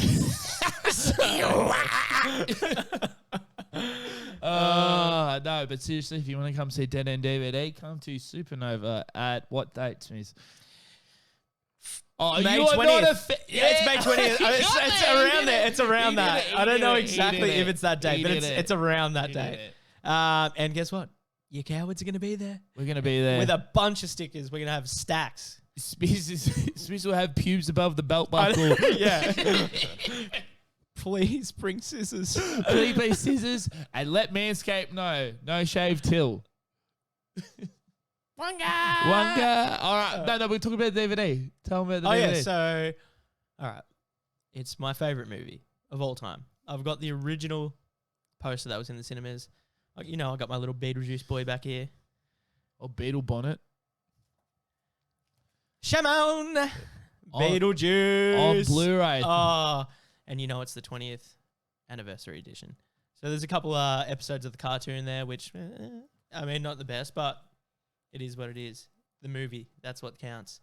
It's got the best fucking sets, one of the best soundtracks, best actors. Man, I just love that movie so much. I could not tell you how many times I've watched it. It's a good movie.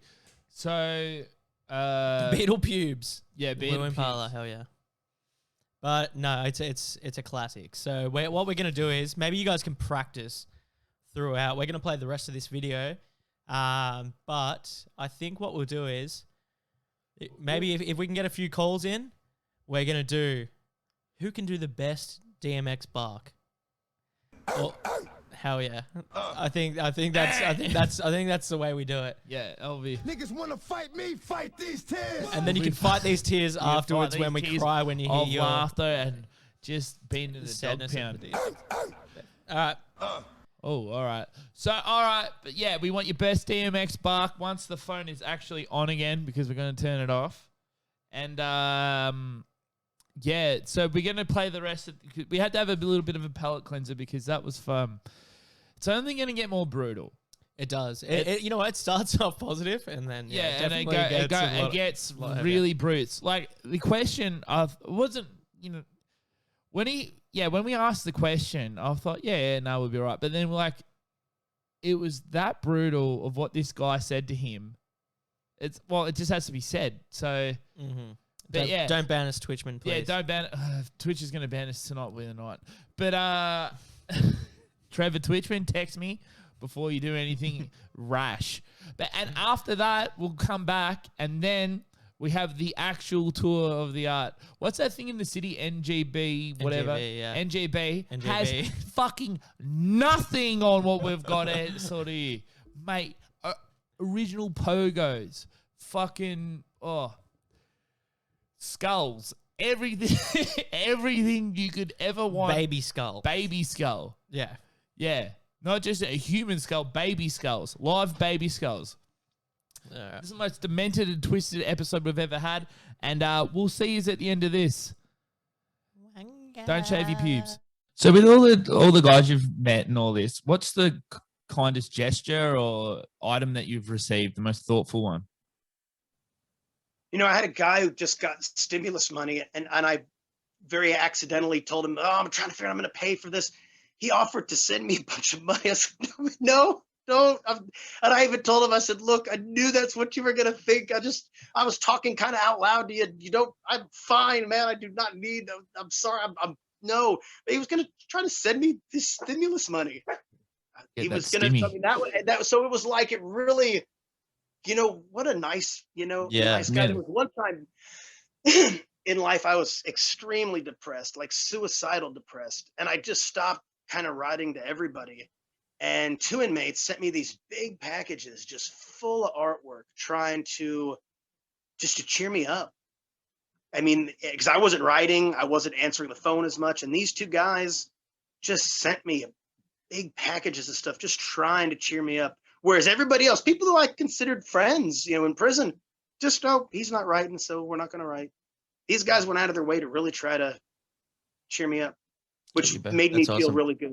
Yeah. I mean, and those two guys, I think about that because it was really, they weren't expecting anything. They were, I wasn't writing, so they weren't going to get anything, a letter back from me. Yeah. It felt real good that somebody would, and they did, make me smile, but I was still in a bad depression and drugs and alcohol, that fun stuff. So, I mean, those two things, that's probably not the answer you want. I mean, when I remember I got my first string art, from Manson, Star gave it to me, and I was just, it was fucking amazing. I mean, I have it right here, actually. Let me try to grab it.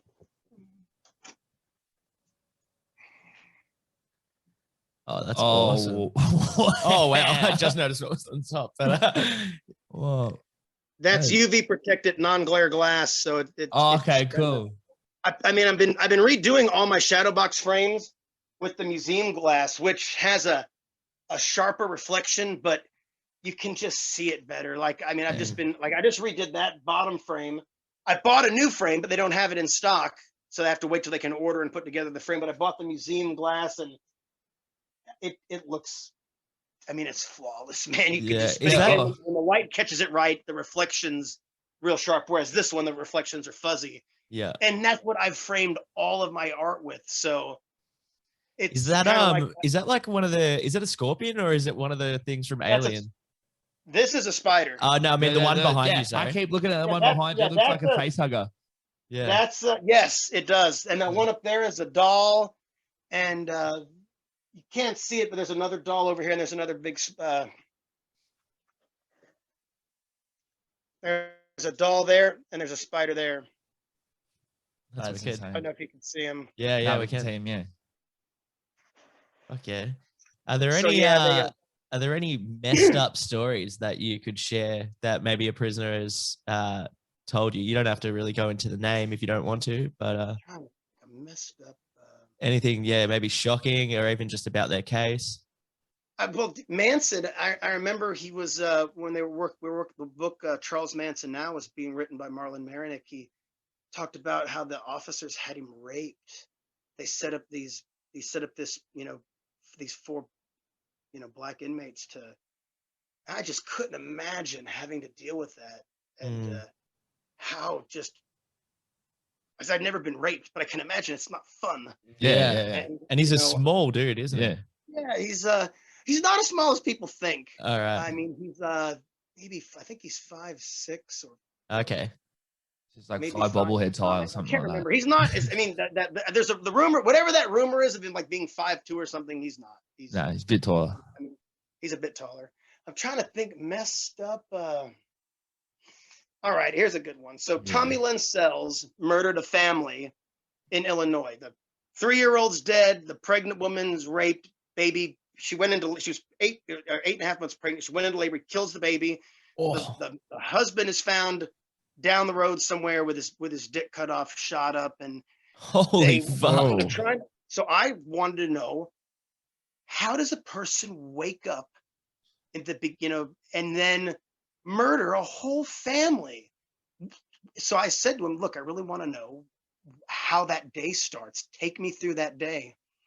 And Tommy said he was at a truck stop, and this, just kind of hitching, bumming around, And he said this guy came up to him. They started talking, and he was like, "Hey, you want to go back to my house and have sex with my wife? I have a big kink out of watching guys have sex with my wife, and I'll give you, you can crash there, kind of thing." And Sells was all about it. Well, yeah, let's go.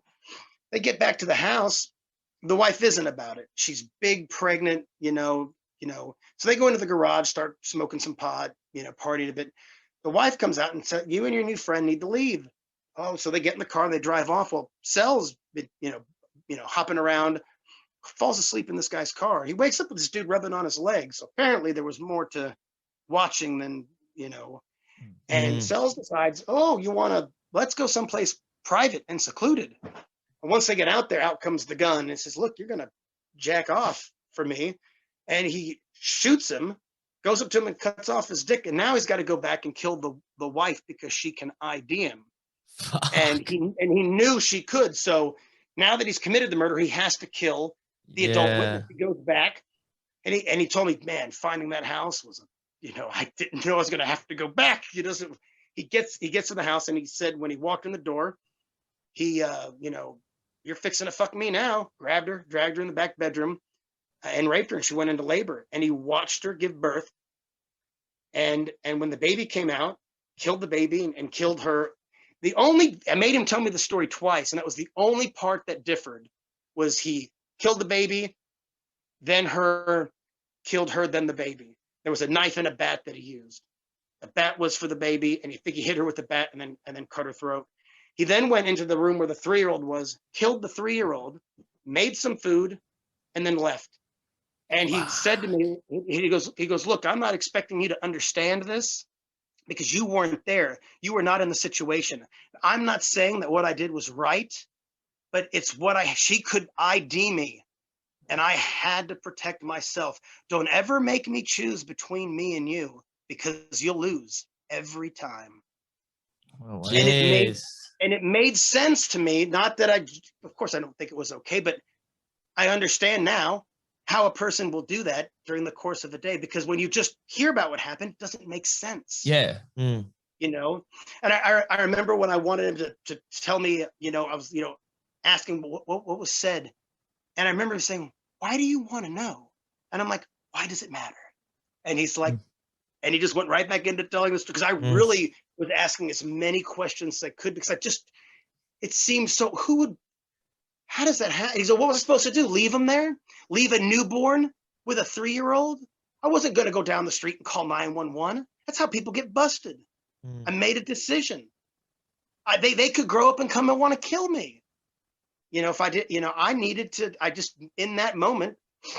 And again, I understood why he did it. Yeah. It made sense. Again, not that that's okay to do. Yeah. Understand what you're saying. Yeah. Don't pick up people at truck stops, man.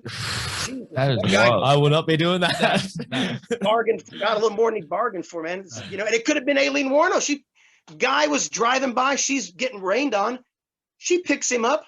Christian guy has a Bible underneath the driver's seat, and she just kills him and robs him. He was giving her a ride, not a guy picking her up for sex. He picked her up just to get her out of the rain, and she killed him. And then he went down on this list of Johns, and he was a Christian man, married, just tried to help. Yeah. So yeah, man, no good deed goes unpunished. Yeah. Fuck, that's heavy. That's gnarly. Well, so with all your experiences in that, would you recommend that people should do what you've done and reach out to inmates of any you got your megalodons and you got your minnows? Do you reckon it's a positive experience to reach out, and would you recommend it for other people? There's over 2.2 million people incarcerated in the United States. There's only one Charles Manson. There's only one Jeffrey Dahmer. There's only one Ted Bundy. If you want to write to killers because they're killers, don't start with the sharks. Find you a minnow, and kind of learn, some of the, because I take for granted that I understand what you can and can't send to prisons. Go to the websites, read what's allowed. If you're trying to do this to make money, look, go to school, man. There's easier ways. You are not going to make a bunch of money doing this. You really, if you're doing it for money, you're going, there's more money in, Netflix documentaries and, writing letters you're not going to make $1 million. It's just not the most of the greats are dead. But if you're wanting to, if you've been to prison yourself, or you feel, Jesus did say it's one of the 7 corporal works of mercy to remember the imprisoned. If you feel like you just want to reach out to somebody, find there's a Right of Prisoner. You can go to the Texas Texas DOC has a whole list of the offenders and their crimes. If you're looking for somebody who didn't hurt children or didn't hurt women or just was a gang member, I mean, there's all sorts of Facebook groups, and to find, if you're doing this for what I consider the right reasons, which is to, don't expect, you're going to have to give. Inmates are dependent on their families and supporters, and most people get forgotten about. Family members are not going to take, and they're not saying they all don't, but a lot just don't have the time. They get compartmentalized and forgotten about. So you might be the only letter, especially if you're finding somebody whose just case wasn't celebrated in the press at all. Like if you're in the United States and you remember there was a guy who killed a convenience store clerk and went to prison for that, which is pretty boring. But it's not about boring or exciting. But if you remember that case and it had an effect, you remember reading about it, drop that person a line. Or if there's even a high profile case, it's not super high profile, and just be honest, right? And don't ask, oh, how do I send money? And then don't send money. In fact, if you want to send money, you can just read the websites for the prisons. They explain it. And if you have money to send, say, hey, if you need a little bit of help, or if you want a newspaper or a magazine, let me know. Maybe I can help you out. And always be prepared though to give. Again, if you're doing this because you want to get a bunch of artwork, and and it's not to say you can't get those things, but you're not going to get those things writing a letter. You're not going to get a string art from Charles Manson after you write him a letter. It doesn't work like that. Yeah. I mean, it just doesn't. And no version of reality doesn't work that way. Even the prettiest of girls still have to buy their breakfast sometimes, So, and especially if you're a guy, remember that. And people say, well, write as a girl. If you do that, man, you're never going to visit. Yeah. You can just write that. And as soon as you get outed, which you will, eventually it will happen, because you're going to be excited and you're going to brag. And somebody's going to ask the inmate, hey, what about, Bob that you're writing? I don't write Bob. I write Brenda. She lives in that town. And then they put it together. And then you start getting on the blacklist, and inmates, everybody starts hearing, and before you know it, you're done. Yeah. Or you're just going to have to reinvent yourself. And it's just not worth. So if you're going to do this, do it for the right reasons. For the right reasons. Yeah. And for me, it's been very rewarding. I mean, going to the execution of Michael Yawell and holding his family, his daughters, and staying with them after, and the friendships that I formed with that family through that experience, one of the most rewarding things I've ever done in life. I mean, it was one of the most awful and scary things I had to endure, but it was so rewarding, and I feel so good about doing that. And if I could do that I wish there was more people I could do, because I could imagine a family, a daughter going alone and having nobody, and watching, their father, or being put to death. I would hate to have to go through it alone. And it just was made me feel so good. So, I mean, yeah, and money and stuff doesn't compare to that. People, you guys didn't ask this, but I get asked it a lot. What's your favorite piece, the pinnacle of your collection? It's not tangible. I can't touch it. It's this experience, this life with the Thrill Kill cult, and hearing the firsthand accounts, and doing things like I was in a visiting room once, and I was visiting with an inmate. This was in Corcoran 1.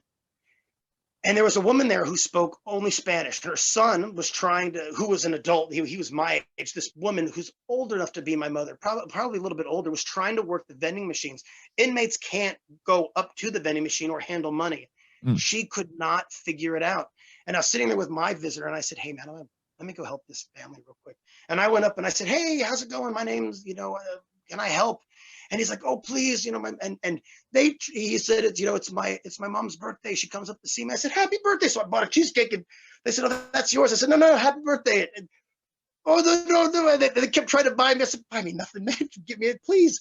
Help. I got all their stuff. I went back, sat back down. They got up again, and I could see she was having, I said, hey, I'll be right back. Went and helped. And at the end of the visit, he came up to me, go, God, said in Spanish, God bless you. And the guy's translated, she gave me a big hug. I hugged her back. The guy I visited called me like a week later. He said, man, I got a new best friend. Comes by the house every day. That's what they call themselves, trying to give me a shot of coffee every day. And I just, but it was such a minimal effort on my part. And it made such a The difference. ripple effect. Yeah.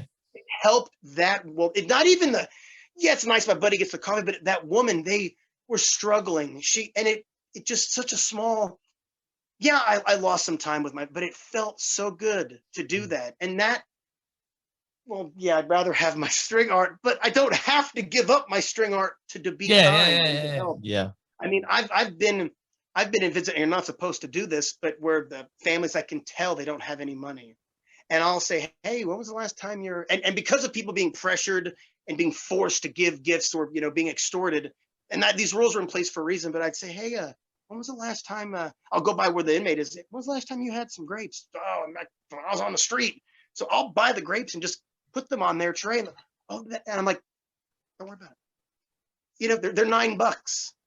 For some people, that's a lot of money, and I feel good, just little things like that. If I see a guy, doesn't have a visit, I'll sometimes try to slide him a candy bar or a sandwich. I'm not supposed to, but I mean, fuck, prison just sucks. And I just, so again,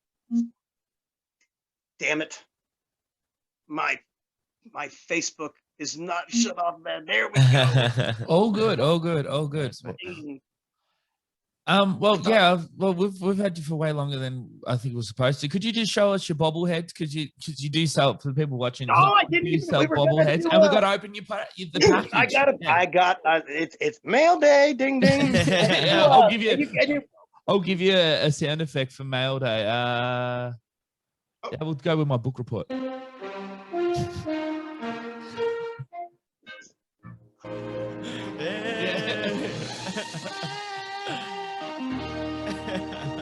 I remember that. All right, so this package came from Alaska, from an inmate by the name of Carl Abul. For those of you old enough to remember MSNBC Lockup, he was interviewed on there. He beat a man to death with a baseball bat and put the cat of the house into the microwave and cooked it, and was sentenced to and sent to prison. Oh, what's funny is he and I went rounds about the cat.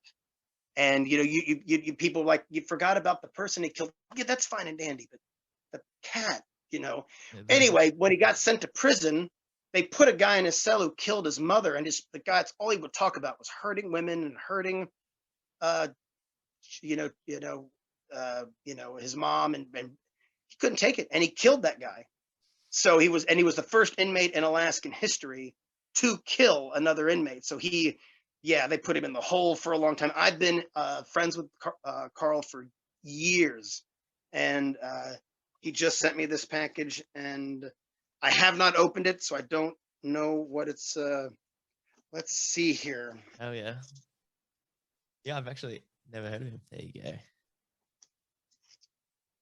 But what the fuck? He put a cat in the microwave? Yeah, that's wild stuff. Apparently, the cat lived. And it just took several $1,000s in surgeries. The cat was eating the dead guy, and he said he said it wasn't like something he would want to do normally, but with the nature of cats, he goes, "Look, you don't understand cats." And I said, "I understand they don't go in the microwave, man. Yeah. What was the couldn't you just put it outside?" They can and dim sim. Like, yeah, no. They can dim sim. Did the cat have powers after that? No, it ended up living. Yeah, with superpowers. Become Hail Berry, Catwoman. Yeah, this doesn't lock, and I can't. I try to open these things as carefully as possible. Yeah, save the I do know what's inside, but we don't. So let's. I know you guys don't. I've kept it a bit of a secret. This, for whatever reason. There we go. All righty. Ooh. Let's see what's inside. Oh, we could do some Dove commercials. Oh, wow. Okay, this is that? Can you sign it? Is that prison soap? Stuff they buy in the canteen. Okay. Does it have a rope? So Oh, I see.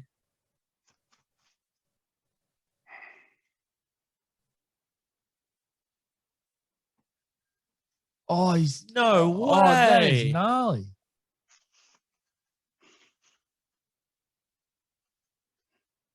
Holy shit. Oh, he's done real well. That's rad. it's signed and initialed there in the dove.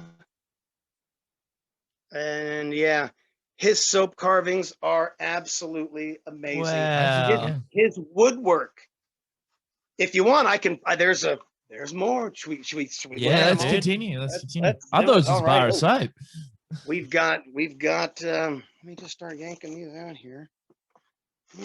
Oh, there. Oh, now the whole thing's open. Oh, we have another little treat in here.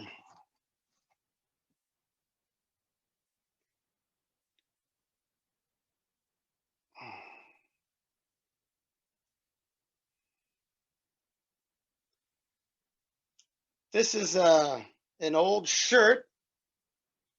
He's a Now, big boy. Yeah. oh no, he is a big boy. And as you can see here, he wrote the years he had it from 2004 to 2022. So he's going to keep it for one more year. But if you research his case, because he caught the case in prison, you'll see what he was wearing at the time. So yeah, Wow. this is real. If you just do the math, Yeah. he caught his case after he went to prison. Yeah, this shirt is it smells like a big burly man. Let's see let me see if this is God, oh, they this get- is another dragon I guess head. when you've got nothing but time, people just get so creative in there. Yeah. Like with some of the art pieces that you showed us earlier, just amazing. Oh wow. So cool. So like the teeth and the eyes are there. The scales take forever. I mean, you would think it would be something that you could just whip through, but I'm sorry if you can't see this at home, kids. But I mean, it's just he I think he said it takes about 12 hours. And I think he says he does them in because the soap gets hard is the problem. For something about it, when you start carving it up, for some reason it just it starts to. Gosh, he wrote it all down, so I would have it takes time. Wow. And I actually told him to start writing the times on these so I could have a better idea, because he does these like boxes that go together, 2 bars of soap that he'll make a box out of. So he has sent you those previously then? Oh, that one's Oh Yeah. wow. How many do you have? I don't want to sell them, so I've got so many soaps. I don't even know. Like, I'm gonna die with Carla Bull soaps. Like I just, because I mean, like this one, I don't have any blue ones. So this is a first. I'm actually gonna try to figure out a way to make a display that I can like sit down on a Coffee table kind of thing. shelf. Or So it's not necessarily them like this, but it'd be something that sits like you would like that football. Yeah, yeah. And maybe have something that's just kind of arched, maybe like an old jewelry display. But I really want to find a way to display these because I have a bunch. He does these eagle heads, which they're like, they look real, like it's so detailed. And he's like, oh yeah, the eagle's head is 6 hours, and I was like, 6 hours? The dragon's heads take 12, and he's all, well, yeah, dude, it's just straight lines. Once you get the beacon, you just to make the shape of the head, it's straight. The scales, you gotta carve out each one. Yeah. I couldn't even imagine. Then what if it breaks? Yeah, start again. Jesus, I mean, you just use it at that point. Yeah, yeah. I mean, I imagine he's taking these and like, oh, I'm out of soap, I'm gonna grab this one, and he's just like drying, soaping a up bit with of the damn dragon on the dragon. armpit. Yeah. I mean, I'd put that one as a decoration in my bathroom, but You know, back when we drank, I could just see some drunk idiot. Oh, drop it, crack it. So yeah, no, I mean, I have a lot of them, and I don't like partying with them because they are really neat. They, you know, They're awesome. Yeah. they're exciting. That particular shadow box right there, I just replaced the glass. I usually get that, like I said, the non-glare UV protected. The museum grade is better. I will be swapping out. There's a small hairlock in there. I don't know if you can see it. Oh yeah, at the bottom right. Yeah. Yep. I'm going to be replacing that hairlock of Manson's with this one. Wow. So that's a younger piece then, because the other one's gray, isn't it? Oh, this one's gray too. Oh, is it? If you look closely, it's, yeah. Okay. It's I mean, it's gray. It just for some reason doesn't. Yeah, it looks more brown. I promise you, on my end, it's gray. It does. Yeah. I can see in the thing there. It looks. No, it's. I want to take out the photo ticket. I don't. It just doesn't look right there, and it's going to get redone soon. And I'm excited about getting it done. And the bobbleheads. Which ones did you want? They're all kind of right here behind me. Yeah. Well, I think we're interested in purchasing a Ted Bundy one. Yeah, the Bundy's awesome. Yeah. Number 2 on the popularity. Can we have a guess? Who do you think number 1? Gacy. I reckon Gacy because of the colors and stuff. Goodness. 9. Oh, no way. You'd think if somebody had stayed president, they'd even be more popular. I'd be sending one to Pennsylvania Avenue for the Oval Office. Bundy. I think right now Manson is number 2 and Pogo is number 4. If you just go to the website psychokillerbobbleheads.com and you can click on most popular and you can see it goes in the order. But yeah, this is our Ted Bundy. Now, of course, he didn't use a cast on his leg, but it's, when you're making a bobblehead, there's only so much you can do. Each bobblehead is numbered individually of 300. So they all, each one, and believe me, they're all the numbers are different. I know because I put them on, and you got to keep track of who's getting what. But yeah, they're very unique. We have 16 different ones. We are in the process right now of we're going to either make. I'm pushing for the Columbine shooters because I think they'll make the best. They'll make the best pair. But my partner wants to do. He likes the idea of doing Jack the Ripper, who would have to be like a black silhouette. He also wants to do Jim Jones. The Jim Jones one would be awesome. Yeah. And we both sort of agree on the Zodiac, but he's like, well, we don't know who that is. I'm like, we don't know who Jack the Ripper is. Yeah. We should, I think the Zodiac with a hood, with the black hood, with the almost just a replica of the one on your shirt. Yeah. Exactly. And I think people would eat that up. I also have, so. I'm kicking the idea around of maybe doing the Black Dahlia victim. Yeah. And she'd be difficult to do because obviously we can't make them in pieces. Yeah. But it's the face. It's that smile that gets it, Yeah. And I think we could make but if I have anything to say about it, we're gonna do the Columbine shoot. We are gonna probably settle on 4, and then we're gonna make resin samples of each, and then we're gonna put it to a vote via the websites and social media, and we'll try to, give the people what they want. Hell yeah. Which I think is going to be the Columbine shooter. That's your horse in the race.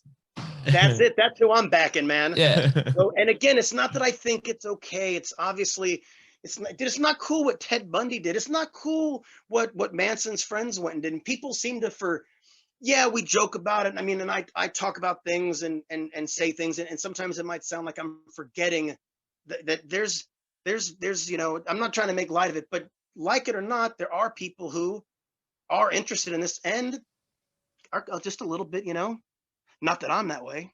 Yeah. But people are into this. And I think the Columbine shooters are definitely huge. They're worthy of a bobblehead. And I know that I would want one. Yeah. So I think other people, making 300. It's not like I'm, making 1 million of them and Yeah. gonna make $500,000 selling. That's something I do for fun, man. Yeah, it makes money. Don't get me wrong. It doesn't even feel like work because I love this so much. It's what I'm into. Yeah, So, we've said this before on the podcast. Like, like when there's a car accident and it always slows down, it's not always because of like traffic cops and all that. It's people having a look. Like, it's the morbid curiosity of seeing what's going on. Like, that's what it is. Like, there's like, if you look at the podcast charts, I don't know off the top of my head, but I presume majority of them are true crime. There is an interest in it to say, that, that's what everybody wants to look at. It's that interest. It's that curiosity. It's like we didn't even really get to touch on this. Like, Netflix is just dictating the market. They did that Ramirez documentary, and the people the new customers that ended up buying, and I'm not talking about buying like a $200 letter, people that are spending, like $500, $600, $700. These are people that just felt compelled to buy it. Yeah. And I think the interest was been capitalized on by the availability on everyday, networks. Everybody has Netflix. Yeah. And, you see this, and it just, a part of you just feels, for each person it's different, but, again, some of these people I've made a friend in Lithuania, and she is, she's very, I don't want to sound silly, normal. Her house does not look like my house. She is not necessarily into the same things. She doesn't listen to the same type of music. She doesn't wear Zodiac t-shirts. She's not going to see Deicide in concert. And, she's not visiting prisons. She's a small business owner, divorced, has a daughter, just a regular, but she wanted to buy this and ended up meeting me, and we've become pretty good friends. I actually really enjoy talking to her, and it's not about money or business. We just talk, and she says my attitude's very refreshing, and she appreciates my dark humor. And I just like that she got this collecting connection, and I was able to facilitate it for her. So it's like the media is bringing a whole new breed of true crime enthusiasts and people who aren't weirdos and weirdos. Yeah. And it's becoming much more mainstream, if you will, because Tiger King just exactly right. It's larger than everybody knows who that guy is. And that woman killed her husband. Yeah. Carol Baskin killed her husband. Yeah, she did.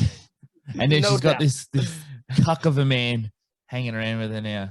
Jesus, but man, grow a pair. I get it. You're afraid you're going to end up Meow, in the meat grinder and under the septic tank or whatever she did. But yeah, that guy. Shit that guy goes through, man. I'm like, just blend me up, eh? No, just blend me up. I could not. That's what fate worse than death. But yeah. Well, mate, thank you so much for doing this. It's been I don't know how long it's been going for, but it's been sick. It's been sick. It's been so good. Have a safe trip this afternoon over to. I'm going to, man. Thank you. Hey, and look, again, the website, Murder Auction, Psycho Killer Bobbleheads. You want to be a looky-loo. There's lots of stuff to look at. It's lots of fun, and even if you don't want to buy things, it's if you're interested in writing, you can certainly look at some of the letters and kind of get an idea of things to do. Yeah, because that's the thing. Like, I've been telling people, like, we're getting you on. And they're like, oh, so what's he selling? Like the knives that did. I go, no. It's not like that. It's not like evidence and stuff like that. It's just all the other stuff you don't really see, like postcards, stuff like that. Like, you're not going to get. The police get to keep all the evidence, unfortunately. I did write a guy who was going to trial, and if he was acquitted, I was because a guy broke into his house, and he ended up beating him to death with I think it was a hammer, and then he dismembered the body and hid it, and then turned himself in. He could have, if he just called the police at the time. This guy really did try to, but he had a good argument that it was self-defense, except he cut him up afterward and buried him, which he had no, but he told me if he was acquitted, he was going to give me the hammer. Unfortunately. So I'm never going to get that hammer, man. Nah. Shit. Damn it. And that wouldn't have made it to auction. So, look, thanks for having me, guys. I do appreciate it. We'll, mate, this has been great. Yeah, you're a legend. Yeah, this went really, really well. And thank you so much. Wanga, we're back. Get us up on the screen so I can see what's fucking going on. There we All right, guys, we got a little hot under the collar. You know, you think you could play a video and then it'll be safe. I'm like, yeah, we warned you it was going to get worse. Like 100%. We warned you, like, it's not going to get any easier. Hey, Trent, can you pass me a beer when you're free, babe?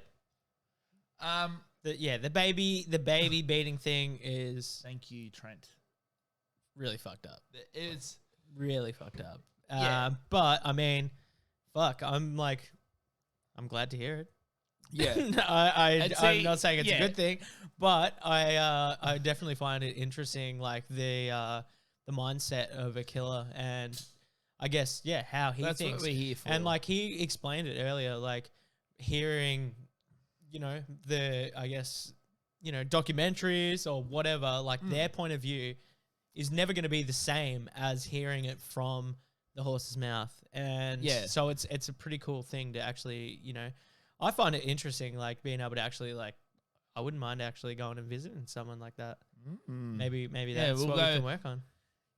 Yeah, we've some of us have visited people that do stuff like that, and I've met people from Underbelly. I actually have, and we got a little mobster over here. Yeah, he get me on the Patreon. Fucking, who knows? Who knows? He might squawk. Yeah, you know what they say, if you shave we got a little snitch in there. Shave a man's pubes, manscape. He might tell you what's going on. He might tell you, I'm like, oh yeah, I feel free. I can tell you what's going on because none of these pubes are holding me back. But legit, yeah, this has been a fucking pretty Brutes Magoots episode. It's what you deserve. It's what you deserve. Like, let's just say it's a little, I got farted on last week. Now this week we're making you feel uncomfortable. Dull. I just sit in air shit. Oh, what the fuck happened there? What do you mean? Our voices just cocked it. Nah, it's good. Are we good now? No. What do you mean we're not good? What's going on? All right. I think we're not bad.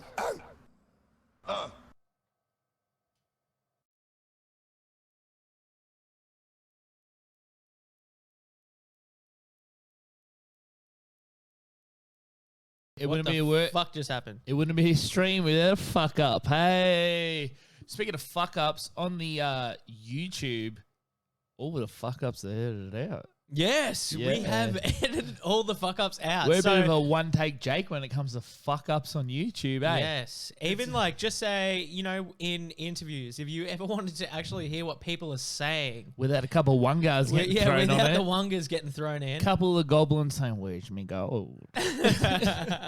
which is a new thing. If you want to hear the leprechaun, he was there last week, but none of you fucking tight-fisted fucking worms wanted to give us a, what is it, Smith? A shekel.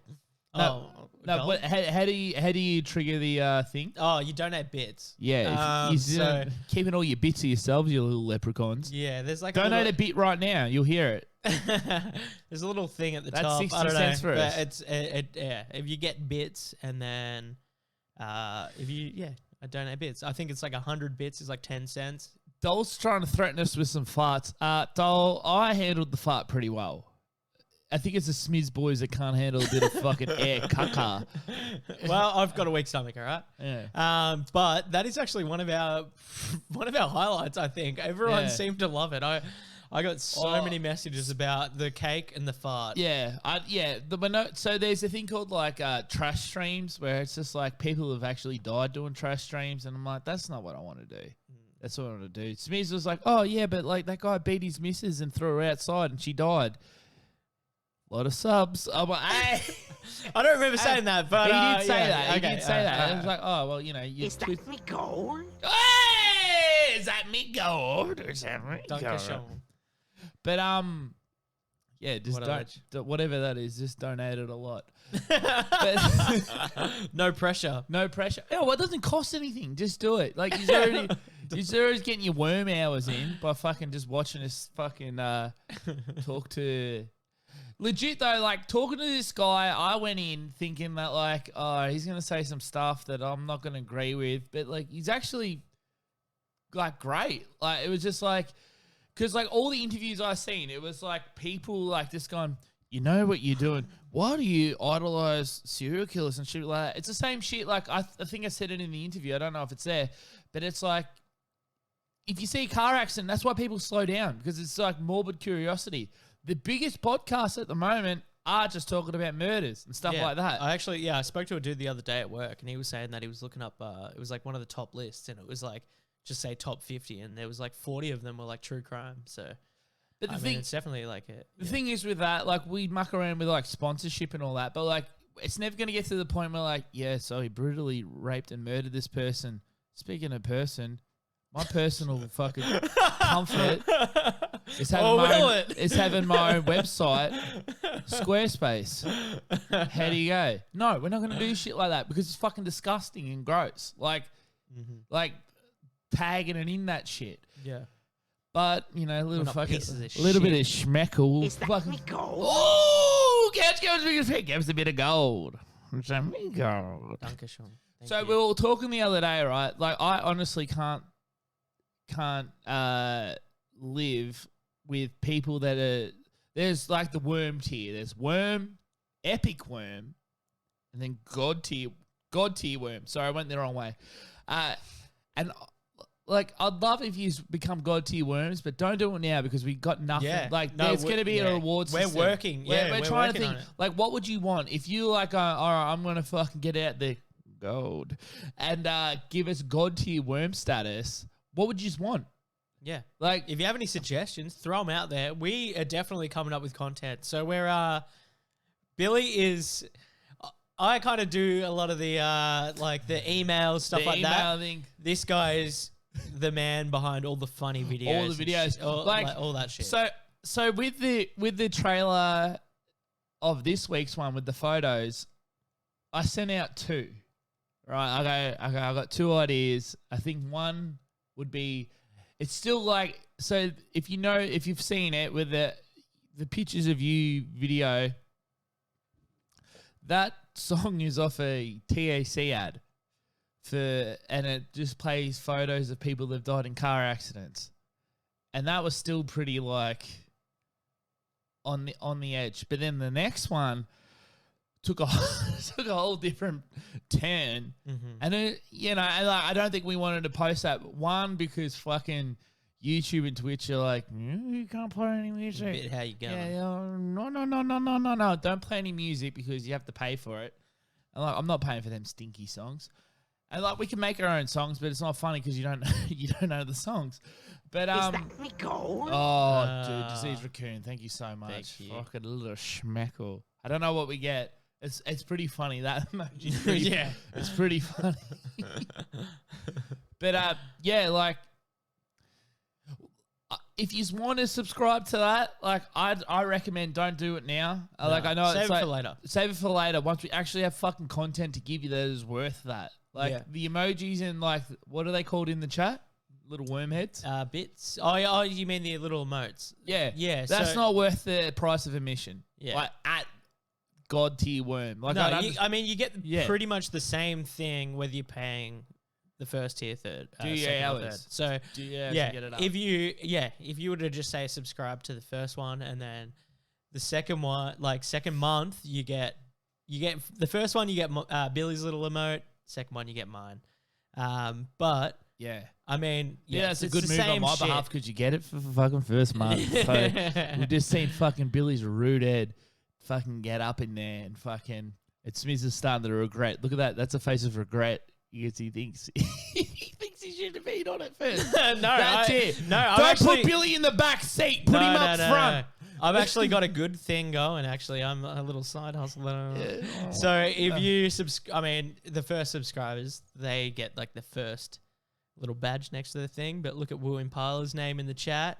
He's got my little fucking metal head rocking the forks. The forks. That's the official greeting of Richard Ramirez. If you ever did see him, rip in person, just go like that, and then you're instantly friends. As we found out from this interview. As we found out, throw out the goat horns, and then just let them know. But let's do a giveaway. Yeah, let's do the giveaway. All right, if whoever calls up and gives us the best fucking DMX fucking dog bark. We want 3, at least 3. Come on, guys. Just give us a bark. You don't even have to say your name. Call up on private. And then, Just and just message Dol, go, where's my DVD? Go, Dol, where's my DVD? It's not on the site.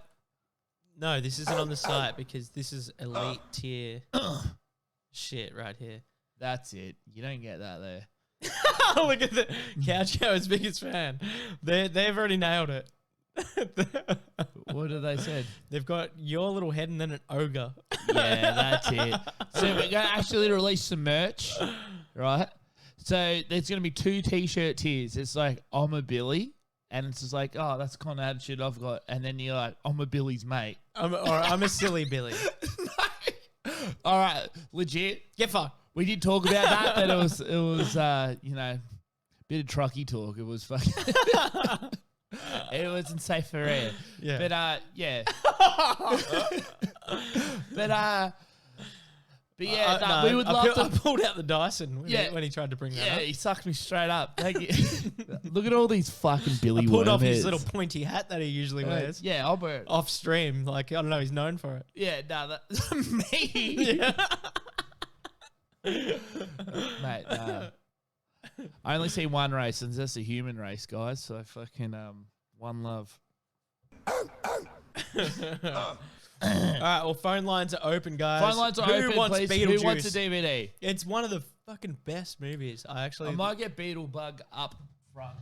Oh, he doesn't help you. You got the DVD? I got the DVD. It's a Blu-ray, baby. One guy. See, this is an actual. God, he's an ugly little fucker, isn't he? Yeah. This is a legit. Blockbuster hat.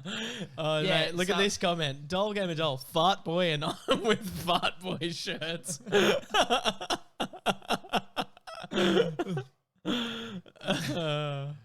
love that. Yeah, no. R.I.P. Doll. Hope you're fucking not fucking shitting too much. See that Doll? Look at that. New sponsor, bro.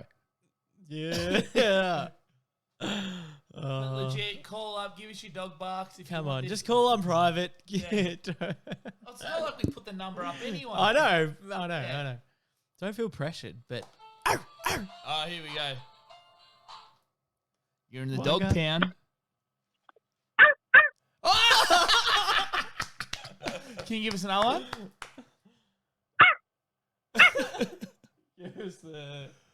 Where's the clap? Oh, that's what I was yeah. going Do for. it. One more. Yeah. One more. Oh! That's it. Ladies and gentlemen. That's it, ladies and gentlemen. God, it's going to be hard to beat. I mean, there was 2 types of barks in there. Oh, dude, we there had was a Chihuahua. we had Chihuahua and Rottweiler. At the pity. I like to give a variety. Hell Oh, yes, no. we like that. And Yeah. this sounds like a regular winner on this show. No, it doesn't. I think I know who it is. Who is it? Yeah. All right.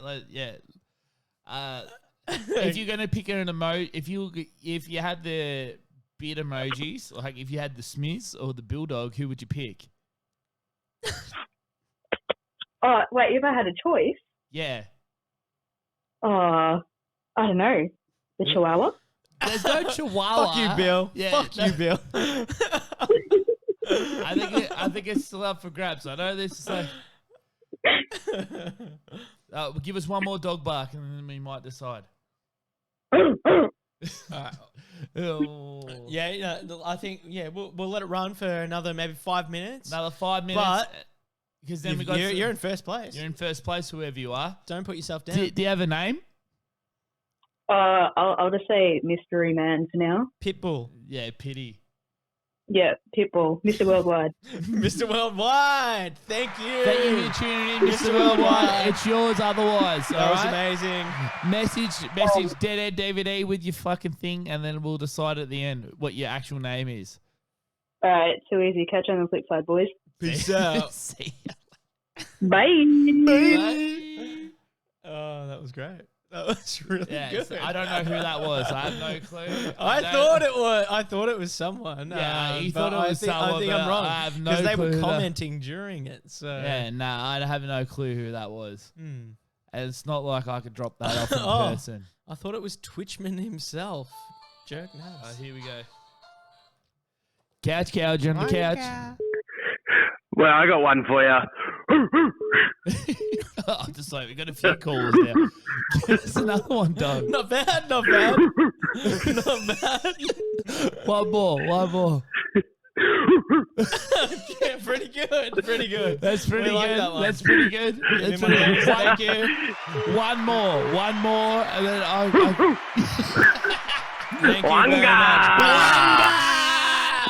And then we got one more caller after that. Ring back if that was you. The one calling on the intermission. Thank you. Call back. Welcome to the Dog Pound. Wanga. Give us a dog. Wanga. Give us a dog bark. Pretty good. That's pretty good. Give us another one. Oh, fuck, all right. That's pretty good too. What if it's a little dog? Give us a little dog one. Good job, mate. That's good. Good That's job. good. All right, we got another guy calling.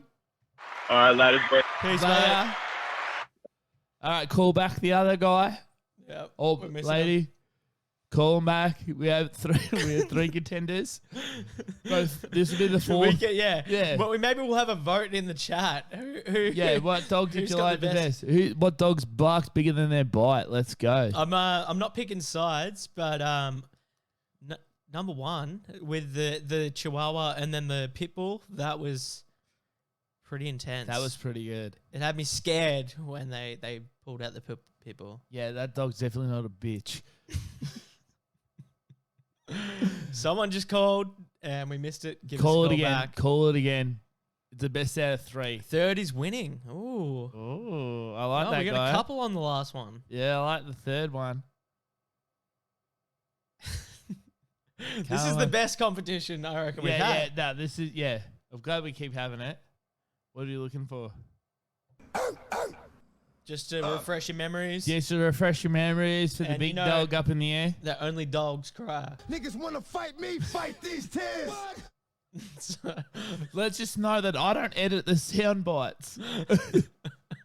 Someone Niggas wanna fight me, fight these tears. someone might have left a word in there.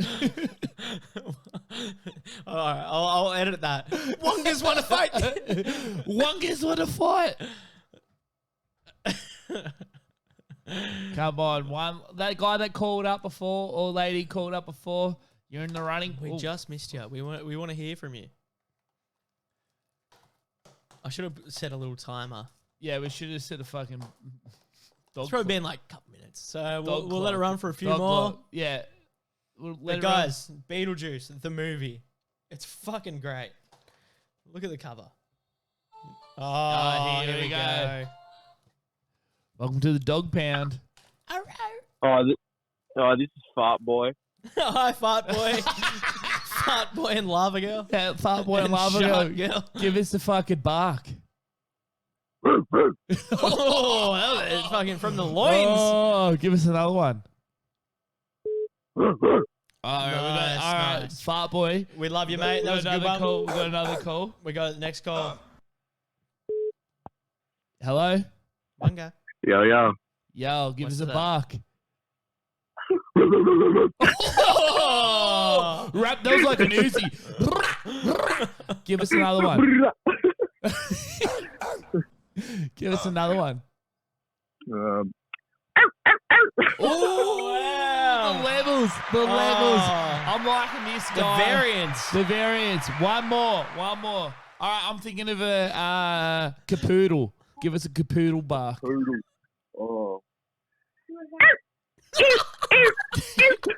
Yeah, that's it. I'm sorry. That guy. Sorry, guys. These are all good competitors. Amazing. Yeah, give us a Great Dane. It's like that. I don't know what that sounds like, eh? Oh, and one more. Follower. One more. Scrappy Doo. Oh, Who? Scrappy Scooby-Doo? Scrappy Doo, not Scooby. Oh, His oh, little nephew. Scrappy, oh. Scrappy, go. Fuck. Fuck. Yeah, And guess what? Guess what? You just won yourself a fucking. You just won yourself a fucking copy of Blu-ray D of fucking Beetlejuice. Thank you so much. it.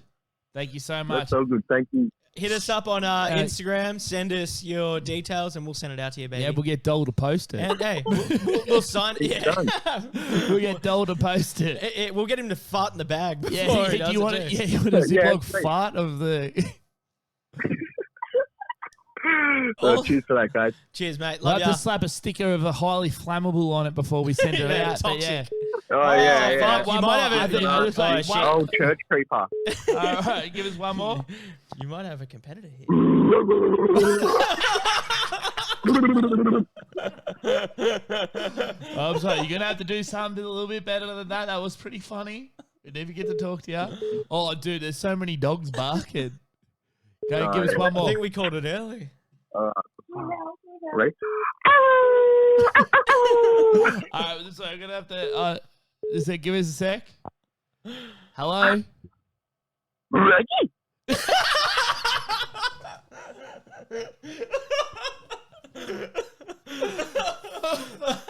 Oh, give us another one. Give us another one.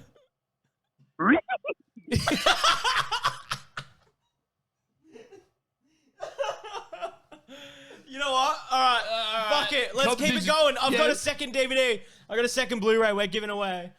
I reckon we're going to do it 2 times, baby. Yeah, yeah, So we're gonna that do it. one, that's our second. Whoever the first one is that we said like 2 calls ago, you're guaranteed You your guaranteed your the Blu-ray. Beetlejuice. All right, so this one's gone. What have we got? We got something else? Yeah. All right, so Beetlejuice let is me 1 sec. gone. Just wait, fucking run. Oh, just wait, Trent. On my little.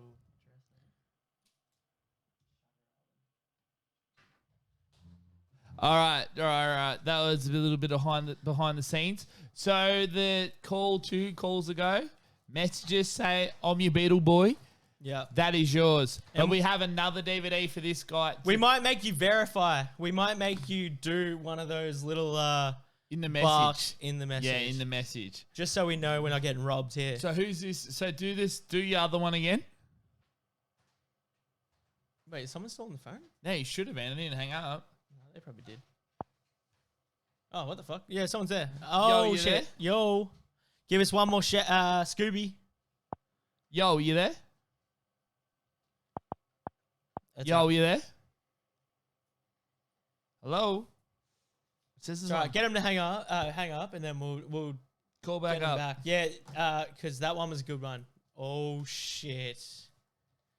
All right, guys, this is another. I'm so glad I bought a couple. This Yeah. was meant to be for next week's, but I'll stock up again. Yeah. This is another one of my favorite movies. I mean, I'm sure a lot of you have seen it. We'll talk. It's not a about it. classic, as in old movie, but fuck, man, it holds up so well. It's a classic in its own way. Shutter Island Blu-ray. Give it to me. Give it to me. This is, oh man, that movie is something else, Here dude. you go. Couch here in the dog pound. Like couch cowards, have you seen Scoop?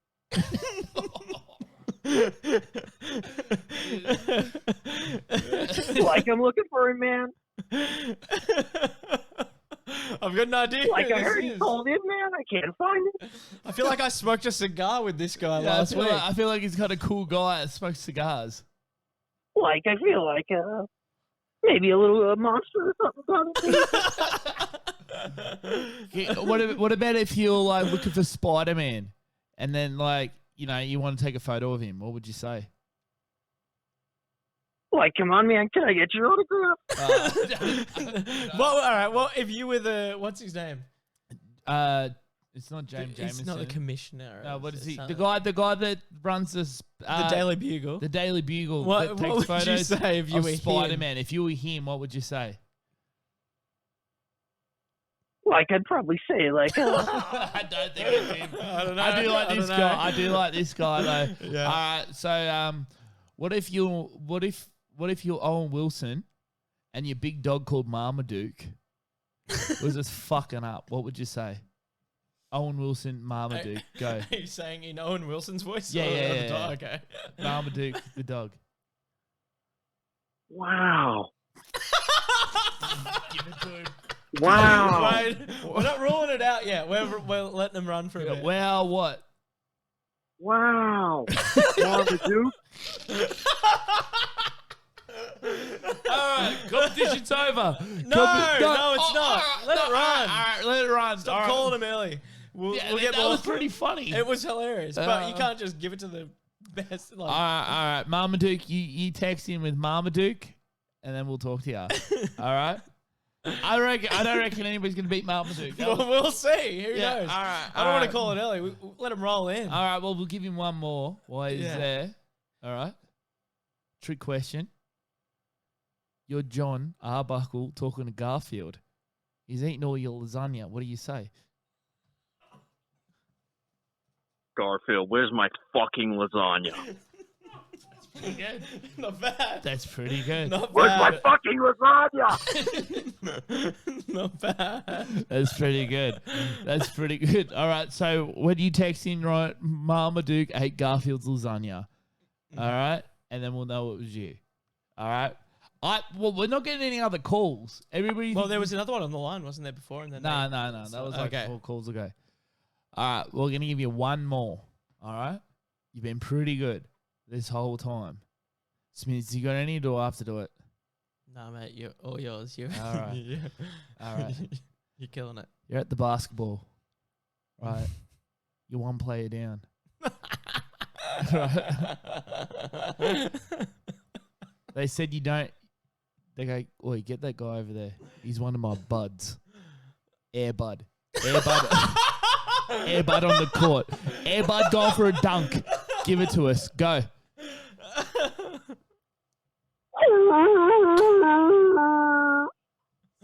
That was, I'm pretty sure that was Chewbacca, but, Yeah.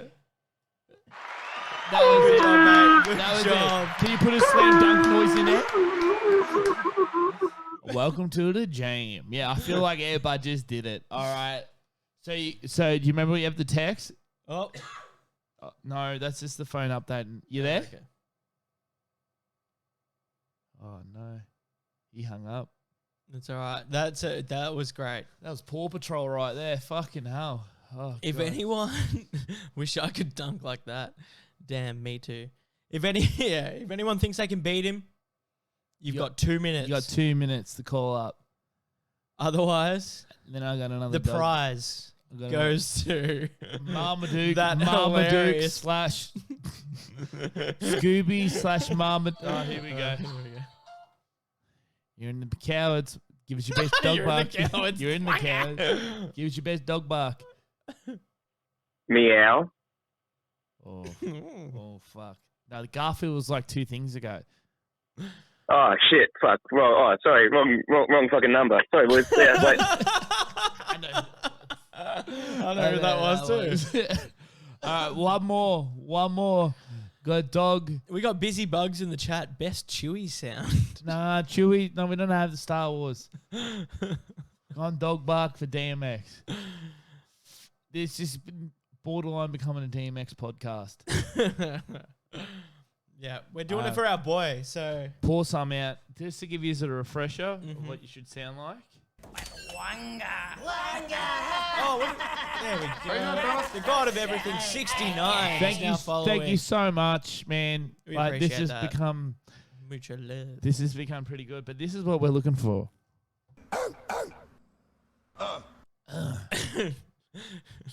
Extra points for the I'm liking at the the end. Marmaduke. I'm liking the I Marmaduke. know that. I think that's more. Yeah. All right, we're gonna do a shot clock. Here we go. Yeah. Oh, dude, there's so many dogs. All right.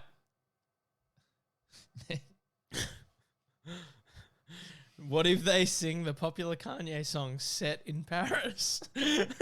Nah, seriously, we're not gonna mess with that stuff anymore. Jerk nabs. Yeah, we had a little All right. moment All right. The tonight. next guy that barks, the song Black Dog. Oh, here we go. No, Oh, I just no. don't. Yeah, I think we're going with Marmaduke boy. Marmaduke. Yep, Marmaduke. let's call it Marmaduke. Give me Marmaduke the slash cheers. Garfield. Marmaduke Garfield. Garfield. You done And it. Airbud. Airbud gone for a dunk. That's great. Look at that. You are the winner. That's what you've won. It's a good movie. If you haven't seen it, Shutter Island is actually a fucking incredible movie. Good really, movie. really good. Is that me gold? Oh, Disease Raccoon. Thank Thanks, you, mate. sir. We love you. Thank you so much. No, but yeah, it's a really fucking good movie. Same with Beetlejuice. You guys are both gonna fucking score. You have done well. All right. Well, Bring over your grinder dates. that's it. You might match with the truckie, and that's No, it. you guys will enjoy it. That's for sure. That's it. Oh, we've also got. This isn't even the end. We've got The art exhibition. Yeah. Oh, didn't even fucking. I almost forgot about that. The art show. So our fucking spooky boy himself. Is that me gold? Oh, thank you so much. Thank you. Couch Card's biggest fan. Much love. You have to buy a new shelf if you won this. You're gonna have to let us know what you did for the DVD. But thank you so much. Yeah, well, like what we said, message the Couch Cowards Instagram with what you did and what you deserve for the DVD, and we will get it out to you. If you want it signed, say it in the fucking comment. Yeah. Because we will sign it. And Ask that Couch me Coward. gold? Oh, another one. Thank you, so Will much. Parler. I love that. Couch Coward's biggest fan. Ask them. We fucking. They shared it today on Yeah, they their did. Insta, They got it. and mate, we tagged it up. We tagged it up. They got both their DVDs. Yeah. One Blu-ray, one DVD. But the thing is, like, that's what fucking Dole gives you out. Dole's also giving you out these Blu-rays today. Even with diarrhea, he's doing it. Poor boy. But deadenddvd.com. Oh yeah, so, our boy is actually official now. He's no longer a square.site guy. Deadenddvd.com. Dead. Shout out to our guy. Yeah, nah, he can't be here because he's spraying the AK at home. And we do love him and we do miss him, and that's why We do. yeah. Like, we actually got him to fart in a balloon, and we're slowly releasing it into the room just so we know that he's Yeah. in. It's a balloon / water bomb. Because there's a bit of fucking we got him on the top end of the old disease. But anyway, all right. So thank you so much. I can't believe you guys were barking on air. That was so good. That was great. I was having a ball. Mm-hmm. We're going to definitely do more stuff like Yes, that. seriously. The giveaways is my favorite part. The dog barks. I love you so Getting much. everyone involved. I mean, yeah, it's fucking awesome. That's it. So we're going to play the last part, the art tour. This only goes for about 5 minutes, but fuck, man, This is it's Brutes rad. Magoots. It's rad. All right. Have fun. I'll see you there. All right, now this is a little tour. Yeah. Like that's Anton LaVey signed priesthood certificate. He was the founder of the Church of Satan. Once I got that autograph, I didn't feel like I needed to really track down any other LaVey. This here is Sean Sellers, that case I'd mentioned briefly. The kid who was executed, and his artwork was so good. Yeah, he's really good, eh? I mean, the bathrooms are filled with original Oh, dude. artwork. That's Sean Sellers. A friend of mine painted it. A big Ghoul concert flyer, the murder ride. Bathrooms all fucking. Oh, that's Look, so cool. Can you show us your mirror? Your mirror, I think there was some bloody handprints on that. Yeah, that's insane. Oh, that's awesome. That's awesome too. Oh. The Resurrection light switch cover. Resurrection does. Oh, good. Yeah, there's me with Manson. Yeah. That's Tourniquet Killer Anthony Shore before he was executed. Oh wow. Riverside Prostitute Killer Bill Suff. Speed Freak Killer is he at? Wesley Shermantine. That's one of Bill Bonin's accomplices, Gregory Miley. There's another one of his accomplices, Monroe. Charles Ng. Charles Ng, yeah. Fucking he just died recently, Anthony Sowell. These are the guys that dragged the black guy behind the truck in Texas. King I and remember that. Brewer. wow. My wife's star in Manson. Whoa, Oh, wow. that's a fucking cool photo.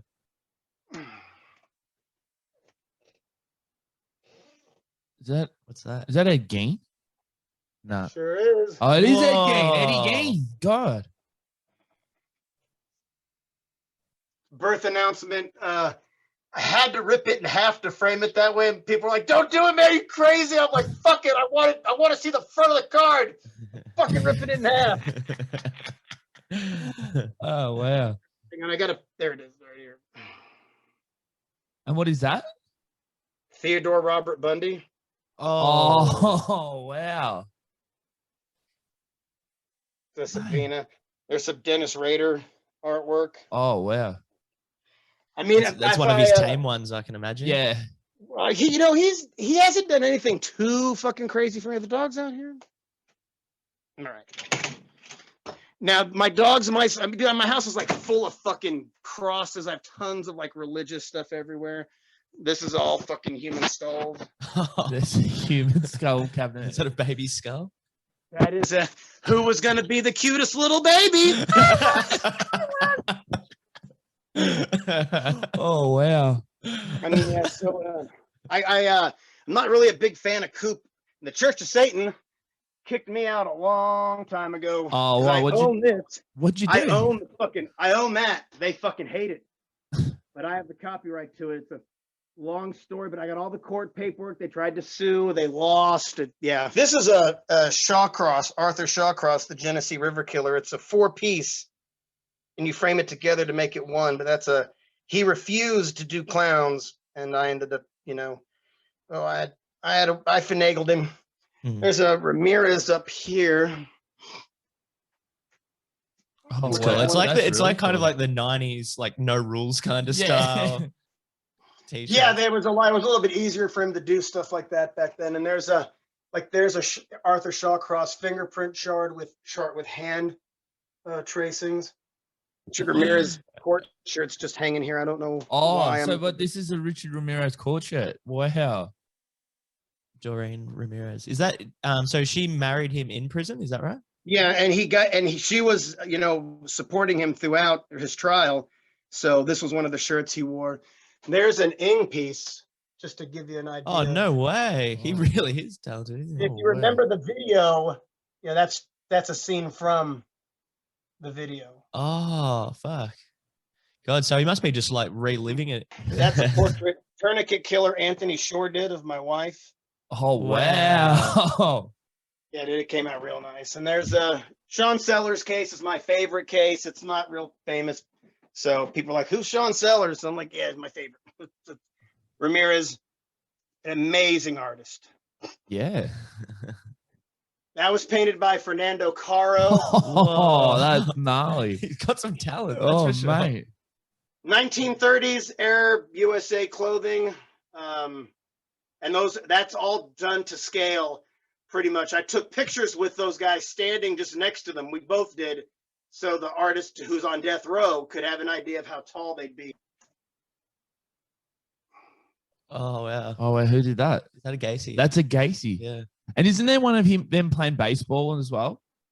I didn't really collect Gacy because he's a little bit before my time. It's a courtroom sketch of Manson. Of Manson, yeah. Motherfucking Saddam Hussein. Oh, that's wild. Manson did that one. Oh, That's wow. Looking at pretty the cool. sun. I mean, it's shit. I just framed this one. It's not the coolest piece, but that's the Chrysler Building in New York, and the guy who did it just doesn't write people. But I got in touch with one of his neighbors. Here's another Sean Sellers. Oh, That's a wow, comic. that's cool. There's a, Oh, Wow. wow. So that's actually painted by him. yeah, it's a real one. Okay, That's look at- yeah, that's like the, the iconic one. yeah, that's crazy. Yeah, and it is the poster boy of this type of art. Yeah, really. people, they see that, and that's what they think about when they think of murder memorabilia. Yeah. So yeah, I mean the Manson stuff over here is like, I don't know if you can see it, but This arrest document is from October 29th, 1968. And so just to give you an idea, Sharon Tate wasn't even pregnant Yeah. then. So, I mean, Yeah. nobody knew who He was. He was just a regular, guy. And like a drifter going documents in like and out and that, stuff. stuff that predates, they're a little bit harder to get. Yeah. There's Yeah. a fingerprint chart down there kind of hiding. I don't believe that signature is really Manson's, but one of his lovers, when he was in prison, got paroled and he started like forging his stuff. And because he was Manson's lover for so many years, I felt it had providence and belonged. A lot of people don't know that. Who don't know, they assume Manson's this like neo-Nazi, yada yada, and that's just Yeah. people are stupid too. I mean the guitar strings up there, and the guitar pick is actually signed by Manson, but those are taken off of the 12-string guitar. That's When I what- got the Off strings, his guitar. I got 11 of them, but those 6 were so intertwined together. I was like, well, 6 is really all you need. Yeah. Yeah. So I framed those, and I'm piecing away the others very slowly. And that's kind of we could go on and it would Yeah. never end. I Yeah. mean, it would never, like, there's this big portrait here of San Quentin, That's so cool. and Roy Norris painted that picture of Ghost. Papa Emeritus 2 of Ghost. Now, the shirt, little story behind it, that's actually signed by Papa Emeritus 2. And it's signed to Jerry, you're 0, Papa Emeritus 2. Now, when my friend Michael Yawell was executed by the state of Texas, his last words to me were, to Jerry, year 0, in relation to the Ghost song. The state of Texas decided to put his last words down as to Gerald, you're 0. First off, nobody calls me Gerald except for the police. Michael Yawell never called me that. And I told Papa Emeritus, this wasn't a meet and greet. This was like a meeting hours before a gig. And I remember, telling him the story. And when we were getting ready to part ways, I asked him if he would mind signing my shirt. And he, what should I say? And I was like, anything you want. And he thought about it for a minute, and that's what he put. And I remember getting to call his family and telling them that I told them the story. It was one of the songs I played for him just prior to him being executed, and he'd never heard it before. So, I mean, it felt really good. And again, it's little That's things awesome. like that. Yeah. So that's that's about it, man. I do got to get on the road, man. I was hoping to be bro. Mate, take your I can talk forever, man. Thanks for having me, guys. Thank you you're a so legend. much. We'll stay in contact. We'll keep messaging you, and we'll let you know when it will air tonight. So, which I don't know what time we'll be over there, but I'll probably be a sleeper in the prison. But Right. We'll send you a link. if the episode's really popular, man, we can like I'm sure you've seen how I do. We can just do one inmate, and we can do ones that are super high profile or ones that are a little lesser known. Or if you have like somebody who has some relation to, like, say you're going to interview somebody who I'm just going to make up, who lived next door to Dorothea Puente. But I used to fucking visit. I'm her grandson on paper, legally. Yeah. I have her. She sits here. I see her every day. Yeah, wow. So if you decide you want to, if you got something that I can relate to or contribute to, yeah, man, just let me know. And fuck yeah, man. That is so as good. long as my schedule permits, and yeah, dude, we'll knock it out. You're a man. legend. Thank you so much, man. Thank you, man. I Thank you so appreciate much. it. Nah, this has been so good. All right. See Have ya, a good brother. day. All right, man. Hey, guys, take it easy, man. Have a good day. Drive safe, mate. Oh, Oh, baby yo. boys. We're back. We're back. How All fucking cool is that guy? I actually really fucking liked having him on. like watching the interviews and shit, I'm like, oh, he might be standoffish, but he's not. He's not. As long as you're not fucking trying to pull the wool over his eyes. Like he said before, it's just like people go in there and just like, you know what, you murderers are bad, yeah? He's like, of course he fucking knows that. But it's morbid curiosity. That's all it is at the end of the day.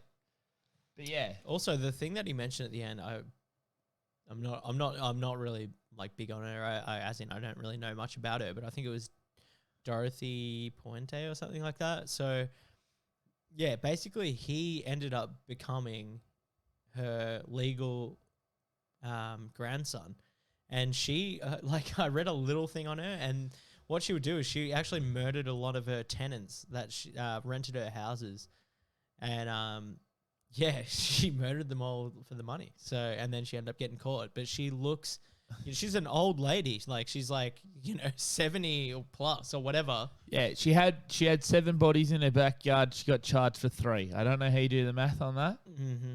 But Yeah. She's like your average sweet looking grandma. So that's it. Your nuna, buried him in the backyard. Yeah, and then sitting in this guy's lounge room. Yeah. That's fucking cool.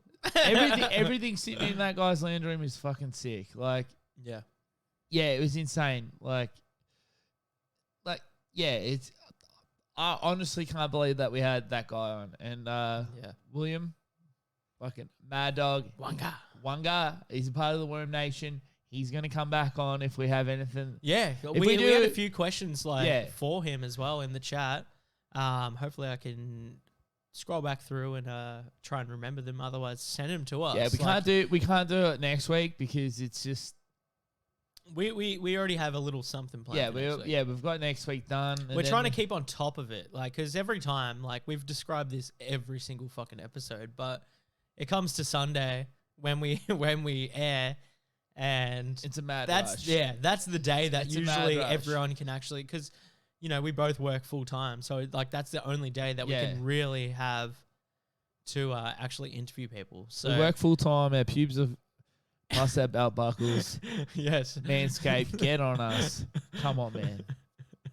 Or Blue Chew as well. Yeah. We'll have a couple Blue Chews. Chewables. Yeah. The chewables, they're not. You're not taking a Blue Chew. Does these raccoon? Too kind. Seriously, he's been giving us cheers all night. I reckon a couple of you worms in the chat can still give us a few cheers.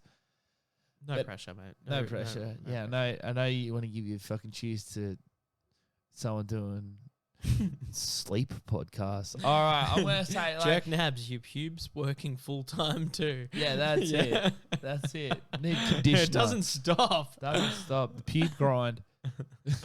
Hey, who knows? Fucking that top tier of Patreon, that god tier worm. You want a little bit of a ginger spice. We can send him. We can send him out an envelope. Thank you so much, mate. Thank you. Thank you so much. No, we appreciate that. I don't know what that does. It's good. It's a good sign. Whatever it is, I mean, if anything pops up, it's something good. Dude, I'm fucking like it feels good. It feels good when ever some comes in. It's money. Oh, thank you. It is money. We've actually got like a little vibration device attached to our stomachs. At your stomach? Both of our stomachs. Mine's in my ass. Okay, he is in his ass. And every single time it goes off, we can just feel our pubes rattling. Oh, dude, seriously. So I have a little set of tweezers, plucks a pube every time. But guess what? Guess what? Manscaped, you can pluck all of them. Just come in the chat.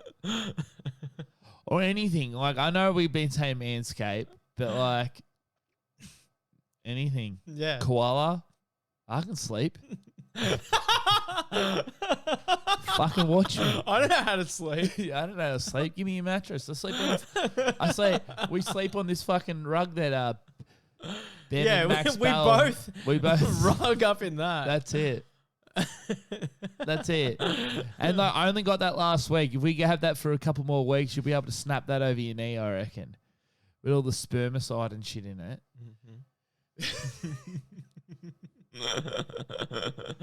It's like a frozen blanket after a few days. It's like a bit of plaster. Jerk nabs. Get a grinder promo. Hey, mate, we will do anything. Anything once. Yeah, anything wanga. Anything wanga. All right, guys. Thank you so much. It's been spooky. It actually has. I think it's probably the most fucking. It's the most. I mean, Yeah. other than probably our suicide episode, the Suicide Forest episode. I think it's probably next in line. Yeah. I mean, it's debatable. It could be one of the two. But we've had a great time both times. We've had a great time through all of our episodes, and it wouldn't be the same without all you guys. God to your worm farm. No, seriously, like, we appreciate it so fucking much. Like, honestly, like, what the fuck? What would we be doing? Like, we'd be doing this to no one if it wasn't for you guys. Yeah. So, like, It's not the same without you all. No, Like, I love it so honestly. much. Like, it makes us do it harder. Like, you know what I mean? Like, we feel like we have to have content. Like, last week, I felt that was the most vulnerable I ever felt, and then people were saying it was the best episode we've ever had. And this one was like filled with everything that we wanted to do. Like, this is what we want to do. We want to keep up and up the ante. And it's not like money, but like if you're all watching it, like if we had like hundreds of worms. So what we want you to tell everybody about it. That's all we ask. Yeah, tell your friends. Tell your friends, family. Tell your family. We want people to call in. That's like, it. That's like, honestly, like, that's what gets us through. Like, a lot of the time we're stressing about what we're actually going to do. It doesn't fucking like, stop. So we have, we'll have like, just say an interview. We try get 2 interviews each time. If not, we'll have one long one. And God, that, like, that falls through a lot. Like, sometimes, it's fucking tricky. So, and we rely on you guys as well. So please share it with your friends. Let Just everybody know. fucking- Let everybody know. Like, Yeah, if anyone's got a story, just fucking, we want to hear it. Like, whether it's anything creepy, have you had a creepy moment at a club? Like, anything like that. like, Anything like that. anything Like, dark. We've had some of our moments that we've talked about that are like, so Smear's got the opportunity of someone coming up to him that he doesn't know, say, hey, Wanga. I've actually had, like, I work in a retail store, and I had actually one guy who I do know come up to me and surprise me saying Wanga, which was great. I've had maybe at least 4 people come in through the store and ask for stickers, which is Wild. sick. You just know that people are actually watching. And then, I had like the fucking awesome experience of having someone, Elton John in the chat, if you're there, come through, and I actually didn't know them, and they said they were a fan, which was, like the I fucking said Wanga greatest. and plucked one pube out of his. yeah, they took one pube. They're gonna fucking. I don't know if you've ever been to Fast Times at Smith's. He says they have a uniform. No one else wears it. He's always in a crop top for some reason, with his bramble bush hanging over above his Daisy Dukes, and she just like until we get that sponsorship. Whoever it was just gone Wanga. Mm-hmm. They went Wanga. Yeah, just in case you can eventually clone. That's the goal. Well, that's what I took from it. But, Whoever it was went up to him and goes Wanga, and just goes Wanga. yes, Wanga. They go Wanga, and then they just go. And that is very kind. Thank That's you very so much kind. for the follow. Yeah, it was really cool experience having someone that I actually don't know come up to us, and yeah, I obviously hooked him up with stickers.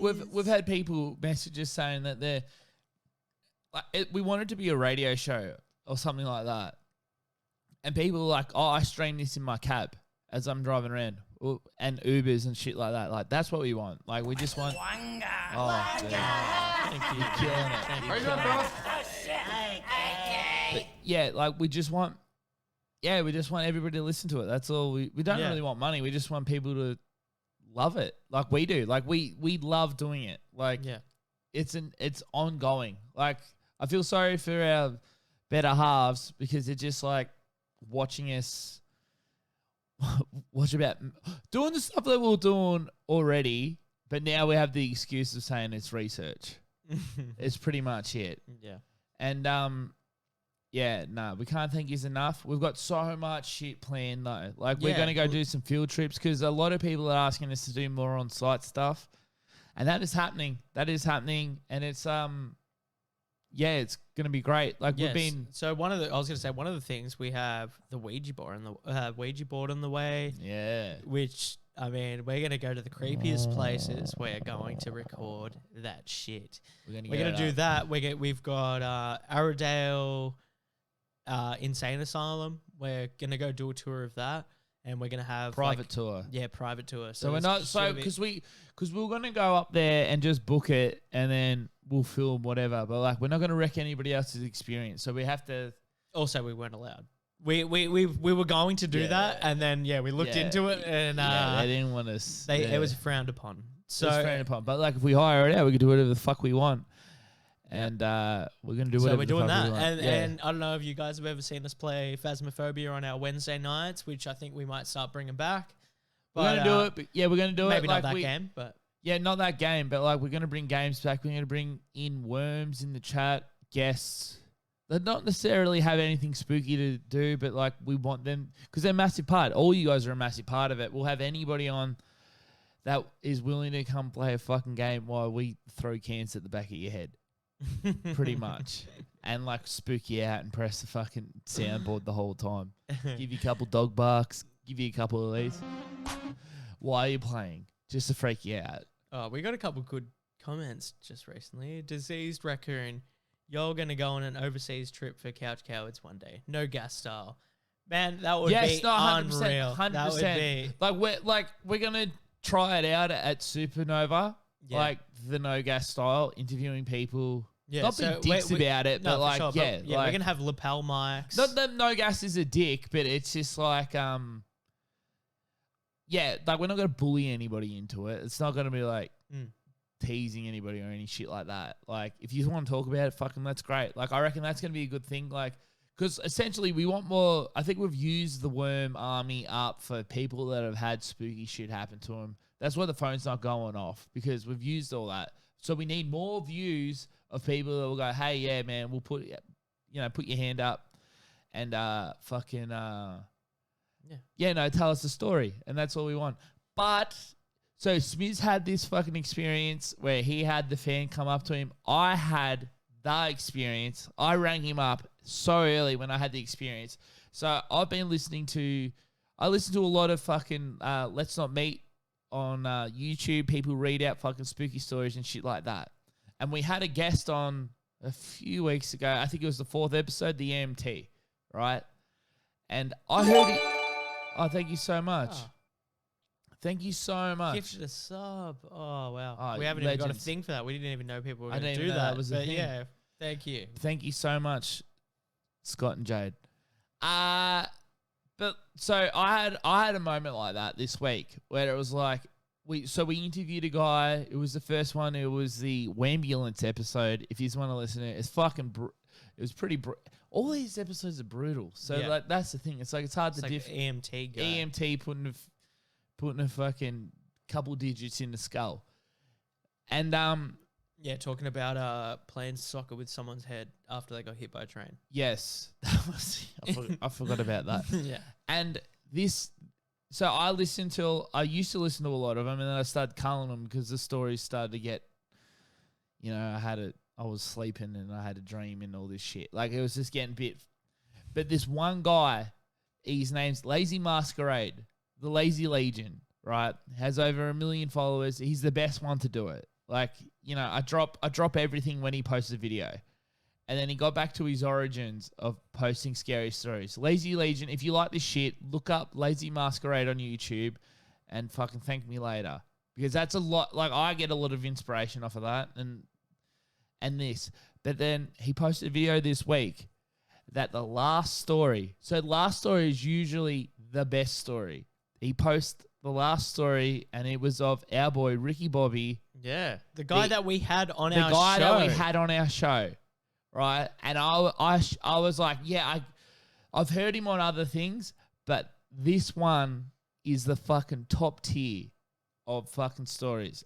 And the fact that this guy Ricky Bobby come on our show and was like, let's fucking talk about it, and gave us more than the actual story. Yeah, like I knew the guidelines of the story, I already heard it, but like that was like That's I cool was as like, fuck off. Like that's like Yeah, yeah. insane. Like the thing He that- tried calling me at like 7 a.m. I have my phone on do not disturb, and I had like 3 missed calls. All right, from him we're gonna- so early. I'm gonna He's pull- like, call me ASAP, and then I call him. He's like, dude, you gotta see this episode. It's the guy that we had on the show.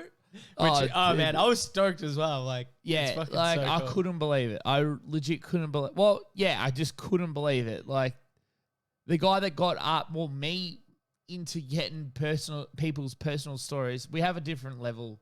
Like, all right, it's easy enough to read out what they say, but to get them to say it and trust you, to not fucking ridicule them, and for us not to ridicule them. I know some of you guys like doing that. You fucking sick freaks. But yeah, like that, like we're hitting levels. Like whenever anybody messages me and goes, dude, I love even if you are a friend, the fact that you fucking listen and make an effort to think that it's really funny. I have a lot of people that message me like they would tell me the brutal, honest truth if they like what we do.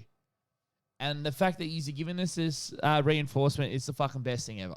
Like we're gonna keep going. Yeah. We're gonna keep going. We're gonna keep getting these guys. And I think we got a good rapport. Like with the guy today, that's the first time we met him, and he was saying he wants to come back, but he hasn't even seen what it is. Yeah, I know think what I every mean? single person we've spoken to, they're like, I think we get along with everyone, and they're actually like really keen to come back. And yeah, like what he was like, what Billy was saying as well. Like we wouldn't be here, like probably still if it wasn't for you guys. Yeah. Like honestly, like Giving the feedback. yeah, Like it pushes us to go harder. Like we will do it. We've got signs getting made up, like neon signs and shit like that, yeah for the backdrop. just for the backdrop, just to make it fucking cooler. Yeah. Like, oh, thank you so much. Thank you. Like,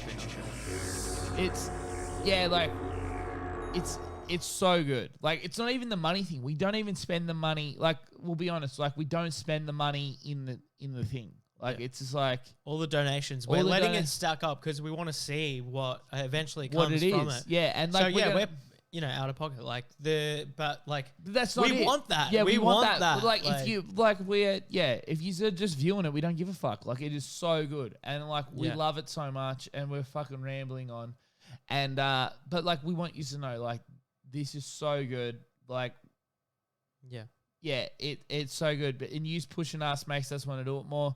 If you want stickers, if you can't get in contact with us, we will send them out. Yeah. It's like just hit us up in the just hit us DMs. up. So yeah, We'll we'll just send out. them to you. We'll send them out. We'll send them out because this is what we want. We just want. It's not necessarily getting fucking famous or anything. It's like more people watching it, more people give us stories, and more people we share it. It's with. more content that we can provide. Like Yeah. Also, like shout out to Couch Card's biggest fan. Like we actually, we've been. Like you've been in all of our streams, but also you just asked, will you be at the Supernova both dates? And we will. We're going to be there for the full weekend. We'll be there. We're actually going to help out Dead End DVD at his... Even though hopefully he doesn't have diarrhea that day. Yeah. I mean, we're going to be wearing our gas masks, but if he... Yeah. If you want him to fight on your head, he will. He will do it. He will do it. He reckons he can. He tried to fight on cue and there was a little Hershey kiss on the floor. A little rabbit pellet. but no, we really appreciate that. Yeah. We'll Impala shirt soon. Man, Dude, I we mean, wanna I do don't it. want to, we We don't want to wanna- get ahead of ourselves, Yeah, you know? we but, want to do it. Yeah. And I reckon we could sell a decent amount of shirts, but it's just like, it's kind of big dick energies, you know, like you Yeah, gotta, I mean, we're small time. if we get 500 followers on Twitch, Yeah. yeah. Actually, you know what? Another thing, we're about to leave, but when we do, please, we don't ask for much, but go check out our YouTube channel. Oh yes, Yeah, we're archiving all of our footage there, so we're gonna put all the old episodes. You're not gonna be able to read the chat, unfortunately. That's but for the day one. Yeah, that's for the day Yeah. wongers. Day one.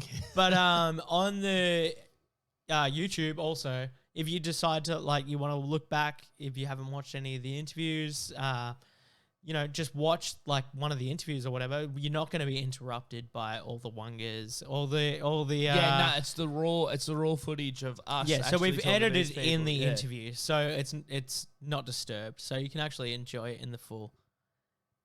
What do we got here? I want Smiz's cum jar collection. Big Great big pube energy. Big pube. We want eagle skin. Please show us that Grim Reaper in the back. People are keen to see. All right. So now you're gonna see. All right, you're gonna see behind the scenes right now. This is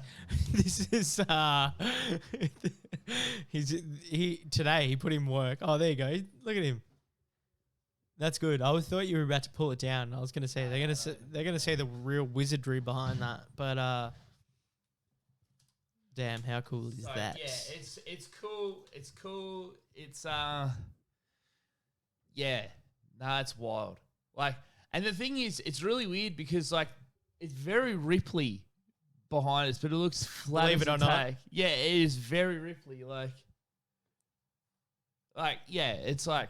So thank you for my little brothers for buying that for me. It is it's so sick, and Show us your back next to it, Bill, by Troppo32. all right. Make sure you got your crack out of the way. Go on. Ooh, wah. Hey, what a piece of work. Did you get that done at that famous tattoo studio in Cranbourne? Yes, I did. Holy shit. What's it called again? So the tattoo studio that I got that at was Golden Heart Tattoo in Cranbourne. Cranbourne Main Street. Cranbourne Probably Main Street. I would say best tattoo shop in fucking Melbourne. Yeah, If you're in Australia, you come to Melbourne. You want a fucking piece. Look at that. dude. That piece of art. How about that? Didn't even hurt. No, you know what they do? They've got like one of those needles that doesn't cause pain. Yeah, it doesn't cause pain. Do you want to see? Oh no, they didn't do it. Do you want to? But like legit, best tattoo place in Victoria. Best scab givers. That's what they're called, scab slingers. Yeah. And, just because they're good at art doesn't mean they're serial killers, okay? Even if you're a big fucking pussy and you don't want to get it done. No, I'm not going to say that. If you don't want to get a tattoo, our stickers are there. Yeah. Oh, dude. Yeah, that's another our thing. stickers are We're there. actually going to load them up. We'll give them some more as well. We're going to get more stickers. There are stickers there, so you can go in and go get them. What's going on? Tattoo live on stream. I'll do it. The other one was get your skunk out, but we can't do that because... Can't we? No, we can't. Someone showed a mail. The guy from last podcast showed his nipple and got banned. So are you serious? Yep. Not gonna happen, but it'd be hilarious. You know what? We'll put it in the Discord. I'll put it in the Discord. Yeah. Yeah. Who said it? Scott Moss. Painless, painless tattoos. Yes, it is. 100%. Look, they've all got your little devil. Oh, that's so good. Fuck yeah. But yes, legit painless tattoos. Go there. We're gonna have some of the guys on the stream. Yeah, that's what the Wednesdays are gonna be about. Gamer night. Game of night. We're gonna have them play, and we're gonna fucking have some good, talented pals over. Pals on, yes. Have a couple beers. Fucking spit on their heads. Watch them play some spooky games and laugh. Yes, that's what it's all about. That's what it's all about. It's all about the lols. It's all about looking that Grim Reaper in the face and just going like this. Ooh, wah, ha! Laughing straight at the cunt. I don't care that you're on a donkey, bruh. I don't care.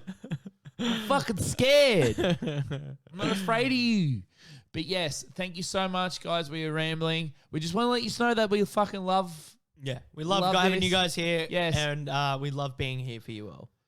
So and we will be back next week. Mm-hmm. And no, we'll be back on Wednesday. Yeah, I reckon this Wednesday we're gonna do our shit. We're gonna have a guest on. Who knows? Who knows who it is? Hell yeah! All right, guys. First come, next. Fucking love you all. Show us your tail. Keep your worms strong. No, thank you, because guess what? We just said if I show you my tail, we get fucking banned. Yes. And if we get banned for me showing my tail, that is a shit Yeah, then what do we do? Because guess what? I think we pushed the line tonight's episode Yeah, further there was a than few that. moments. So look how shaky we're getting. See you Let's on break. Wednesday. Wanga, motherfucker! Peace.